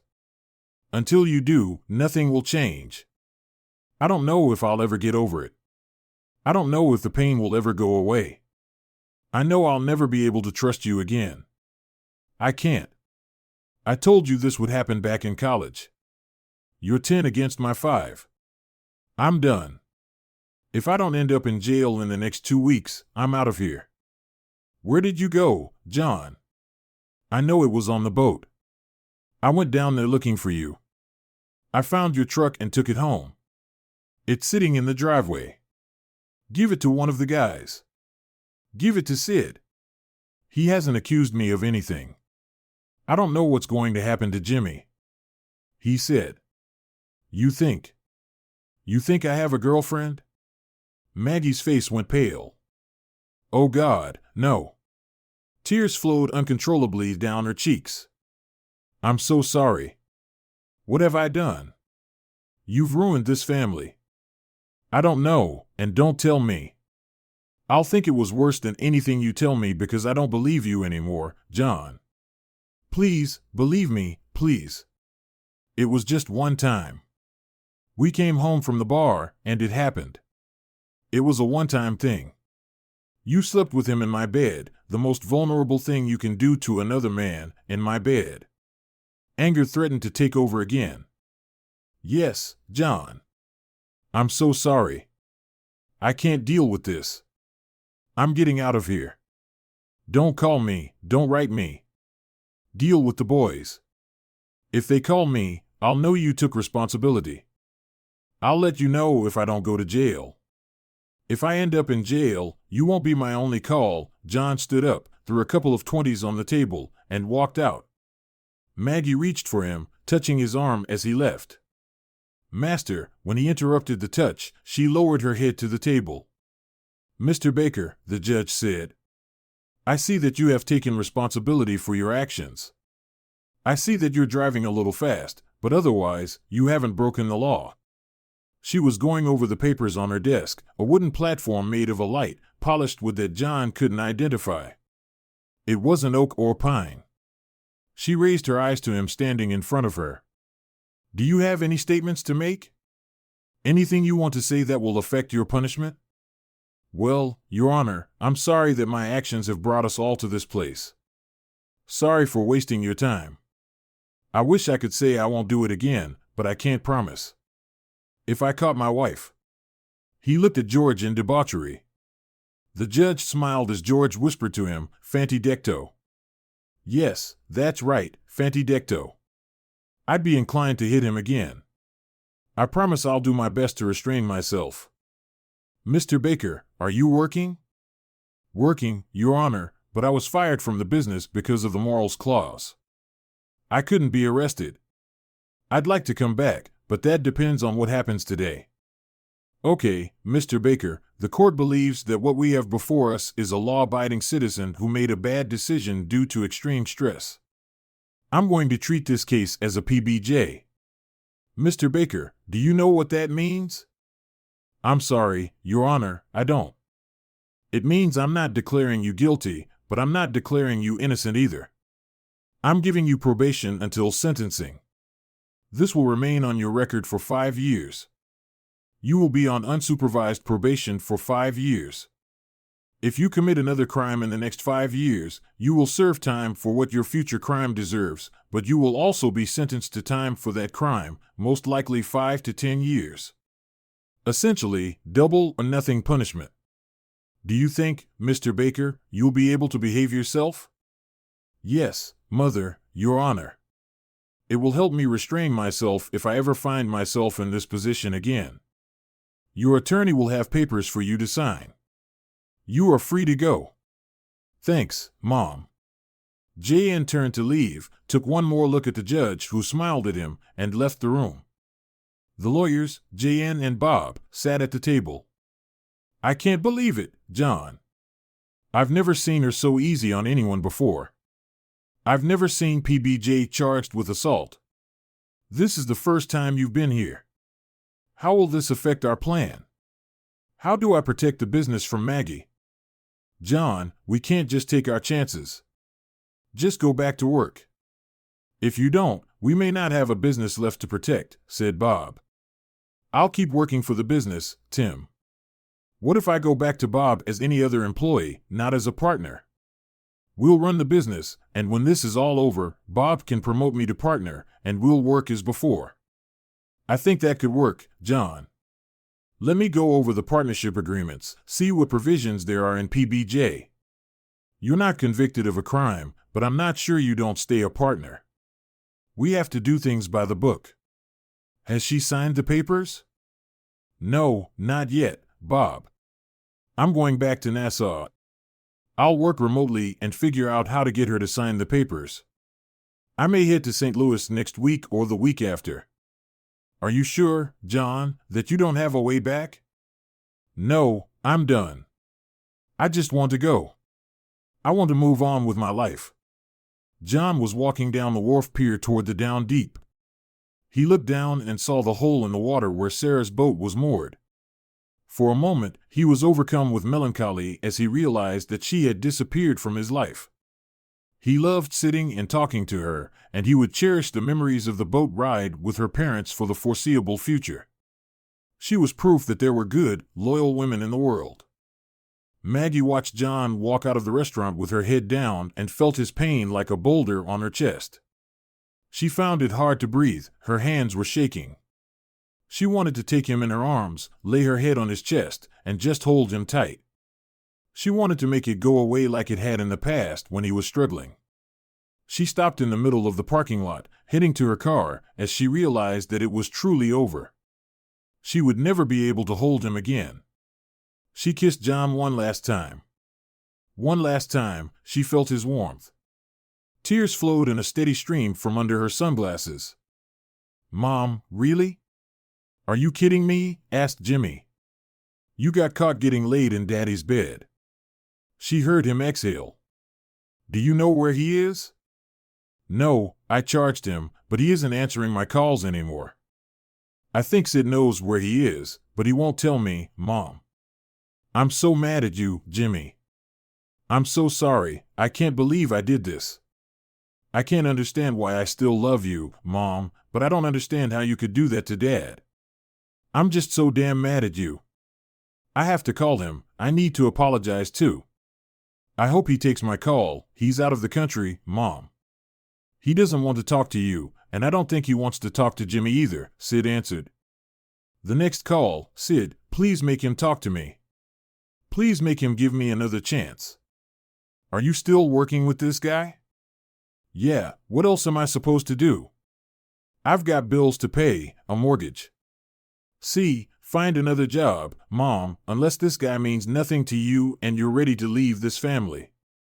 If you don't, the family will probably leave you. It's up to you, Sid. Why are you being so rude?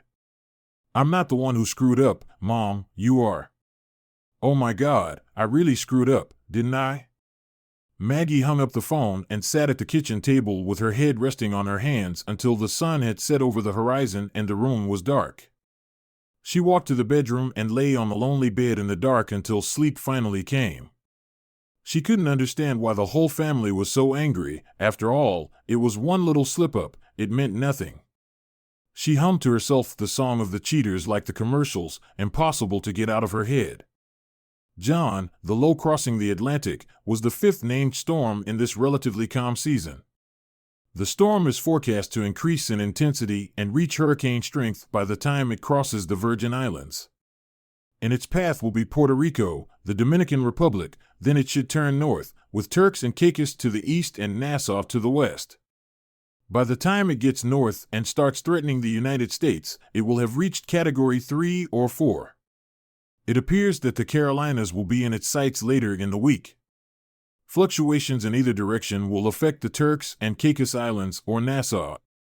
Residents in these areas are asked to take shelter from winds approaching 140 miles per hour and storm surges of 4 to 7 feet. John had 2 days to prepare for the storm.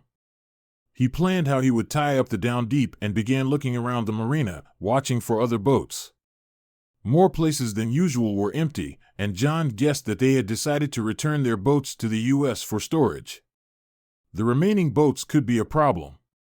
He grabbed the spare ropes he had aboard down deep and began tying the boats down. It was a struggle to accomplish 2 opposing goals. The ropes had to prevent the boats from colliding with the docks, but also be loose enough to withstand the storm's pressure. The marina workers met him at the dock. "Hey, boy, what's up?"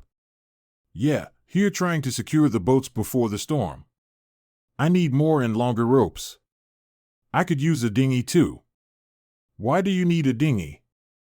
"I want to stretch the rope from my boat to the other side so it won't get caught on the dock. I'd like to run a fishing line to these boats too so they don't go into the dock." "Let me get some more rope, I'll be right back."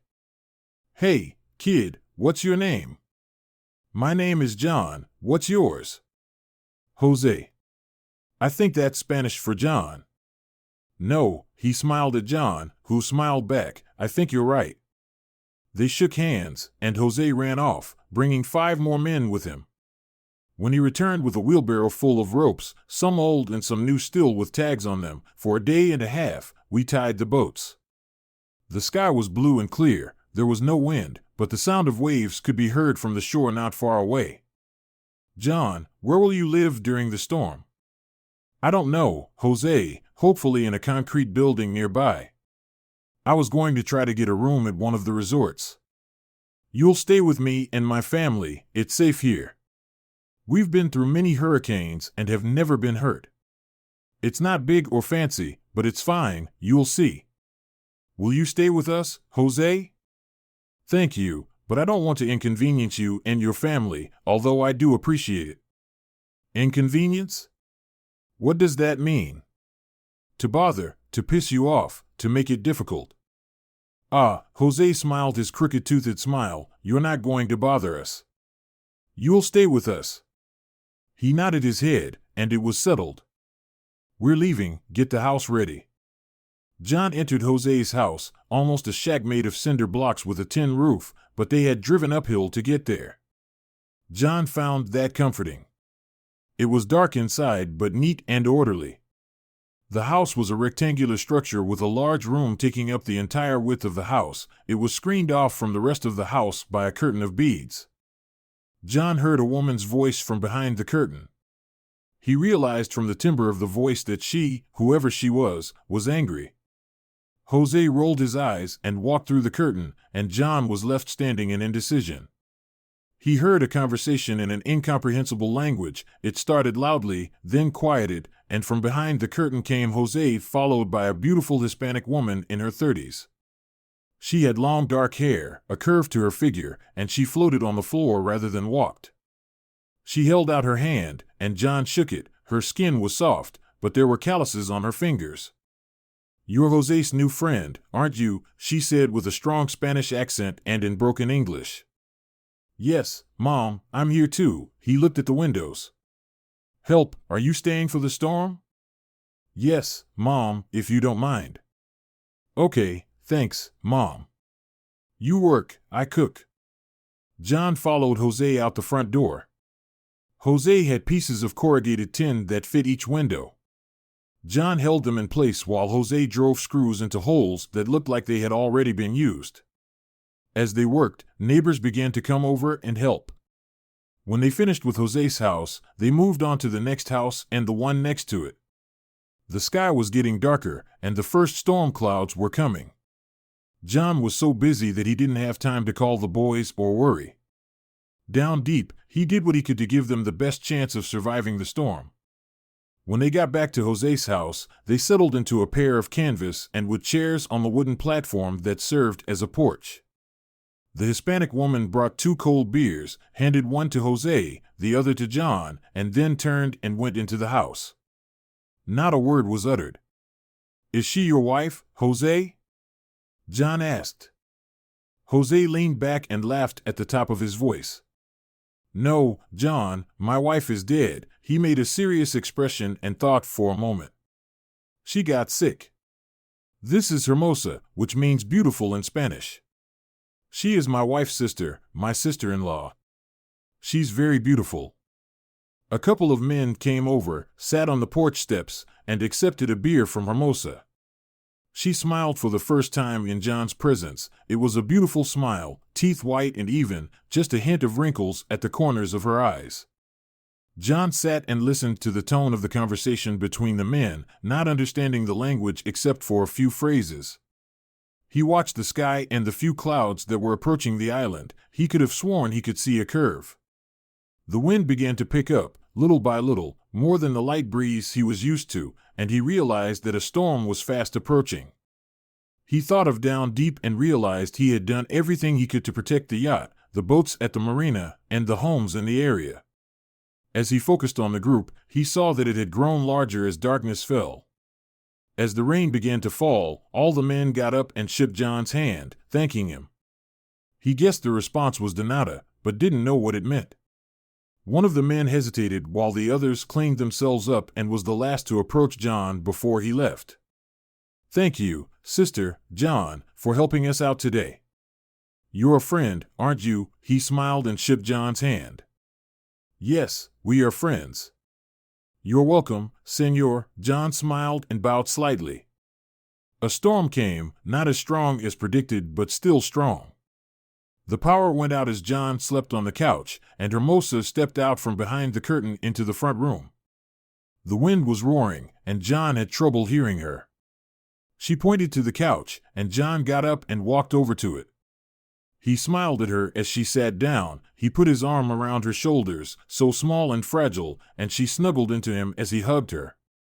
When there was a roll of thunder, she jumped up, and he realized she was scared. They sat like that for hours, and his arm went stiff, the tingling pinprick screaming at him to put his arm down. "It's okay, we're safe." Hermosa, her only reaction was to snuggle closer to him. Her breathing became even, and he realized she had fallen asleep. As the roar of the wind began to subside, he too fell into slumber. He woke when she jumped up, and almost as quickly, he got up. She was looking at him with an expression he couldn't understand, part anger, part kindness, part shyness. Her straight hair was disheveled and swooped over one eye. She was breathtakingly beautiful. Jose came out from behind the curtain, looked at the two of them, shrugged, and said, "Café?" She launched into a long dissertation that he really wished he could understand. She was animated, her hands flew into the air, but he didn't understand a word. He turned to Jose for clarification. She said, "You helped her to get through the storm. She was scared, and you held her." She also said, "You were a perfect gentleman, but I'm not sure if she's happy about that or angry." "Women, you can't understand them, can you?" "I can't, that's for sure," Jose replied. "Jose, are you ready to go to the wharf?" "I need to check on the Down Deep," Hermosa said as she left the room.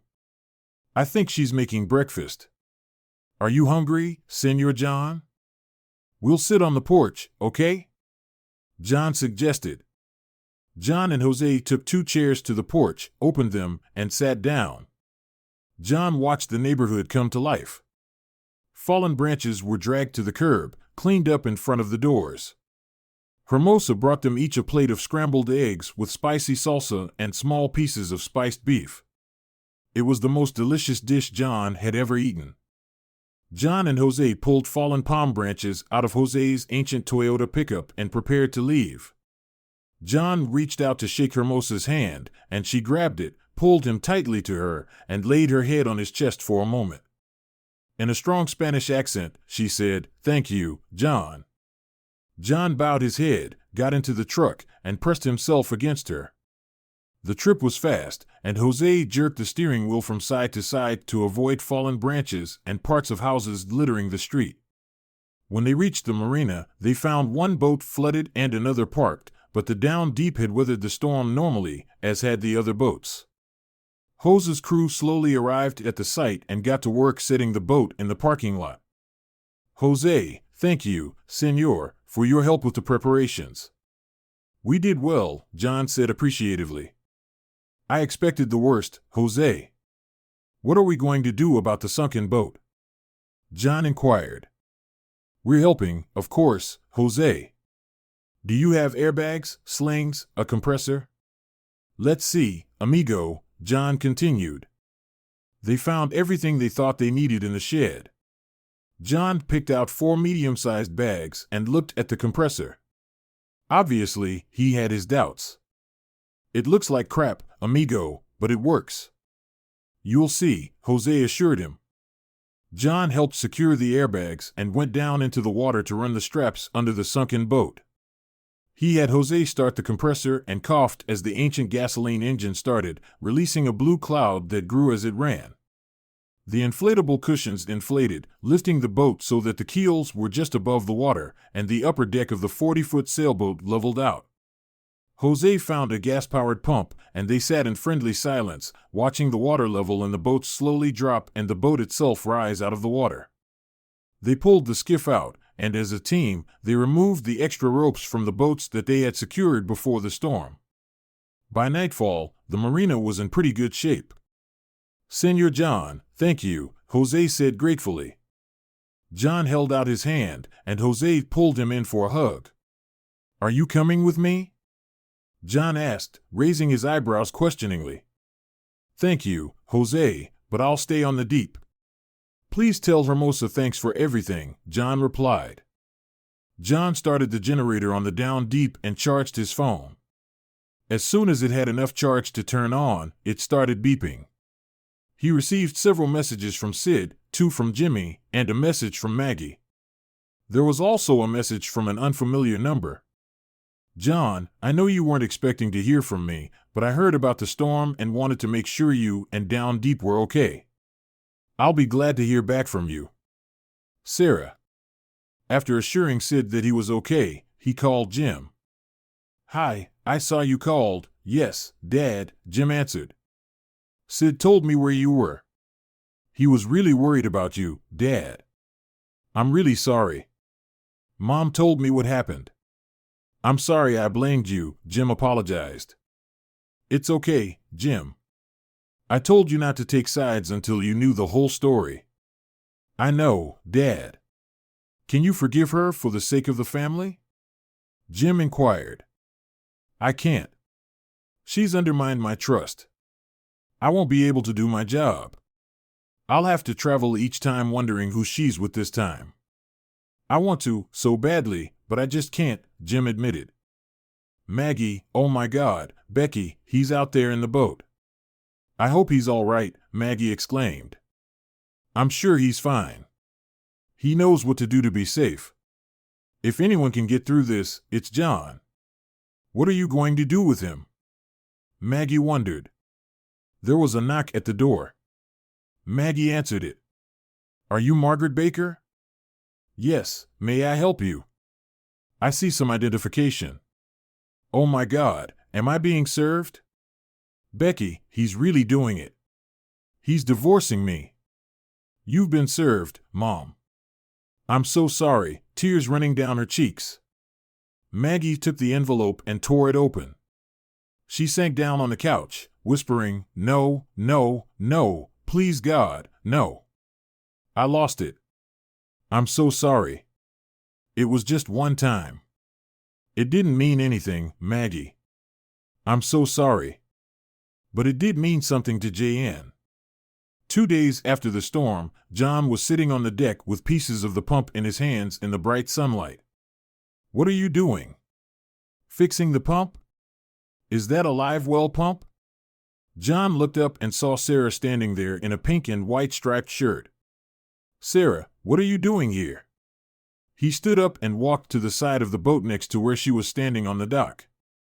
"I heard you had a storm here. I wrote you a message, but I never got a reply. May I come aboard? Please excuse me, let me get a chair. Where are you staying? I'm so glad to see you. I don't know where to stay yet. The hotels aren't all open yet, but I don't think there are that many people right now, and I'm sure I can find a room. I came here straight from the airport." I'm sorry, John. That was stupid." "What do you mean, stupid?" I thought you and I don't know what I thought. I thought it was over, that I'd never see you again. And then the storm. I watched it like a soccer game, sick when she left you and scared to death when she came back. I couldn't bear the thought of you needing help. I'm sorry, John. I shouldn't have come. I mean, hell, you didn't even kiss me once. Sarah, I don't know what to say. Say I'm not even married yet. Don't get me wrong, the time we spent together was special. You're an amazing woman. Let me figure something out, get you settled somewhere, and see what happens. Jose will help us. It's okay, John. Just a tear slowly rolled down her cheek. I'm just going back to the airport. I have to go. Let me talk to Jose first. Hold on tight. John leaned over and kissed the top of her head, heading off to find Jose. Epilogue *. The next week, John and Sarah fished, sailed, relaxed on the beach, basically spent another week in the sun getting to know each other. They flew to the mainland together when John left for St. Louis. In the months that followed, they talked on the phone often. JN rented a house on the island and set up an office. He arranged with Bob that he would return to the office for a few days each month and travel directly to clients from Nassau and do his design work online. Bob promoted John to shareholder, and they opened an office working on projects on the islands with 5 engineers and support staff. Maggie agreed to the terms of the divorce. She kept the house where the boys were raised, liquid assets were divided equally. Maggie sued the law firm for harassment, and Pumper, as she now thought of him, was fired. He had a hard time finding a new job and soon left the area. His claim against JN was summarily dismissed. John received settlement compensation from the firm, but set that amount aside for the grandchildren he hoped to have soon. Sarah and Maggie met on a sunny afternoon when Sid and Kristen and Jim and Courtney arrived for a visit. John stood on the porch of the bungalow he had rented, his first grandchild sitting on his lap in a worn but sturdy rocking chair. Maggie stood at the foot of the porch stairs and watched John play with the baby. "John, I thought we were going to do this together. God, I'm so sorry. But it really didn't mean anything to me, Maggie. It meant a lot to me. It meant that everything we shared didn't matter to you. It meant that family trust, all the morals we taught the boys, meant nothing to you. It was something I couldn't forget. It killed my trust and broke my heart. I had to move on or die. It was that simple." "Hey, baby," Sarah said as she walked out the door carrying a tray of iced tea for John and a soft drink for the baby. She stopped and looked at Maggie, turned and looked at John, then back at Maggie and said, "Hi, you're so beautiful, just like John said." "I'm Sarah." Maggie's shoulders slumped and a tear rolled down her cheek. "I hope we can be friends." Sarah held out her hand to shake. "Hi, Sarah. I hope so too. Take good care of him. He deserves it. You're a very lucky woman." The end. Hi there. If you found these contents useful, don't hesitate to pass them along to your friends and family. Moreover, since YouTube's algorithm favors videos with numerous likes, if you've enjoyed this video, a simple click on the like button would greatly assist our podcast in reaching a broader audience. Subscribing to the channel for notifications whenever new content is uploaded is also highly recommended. YouTube will keep you informed accordingly. Many thanks for your support, and have a fantastic day.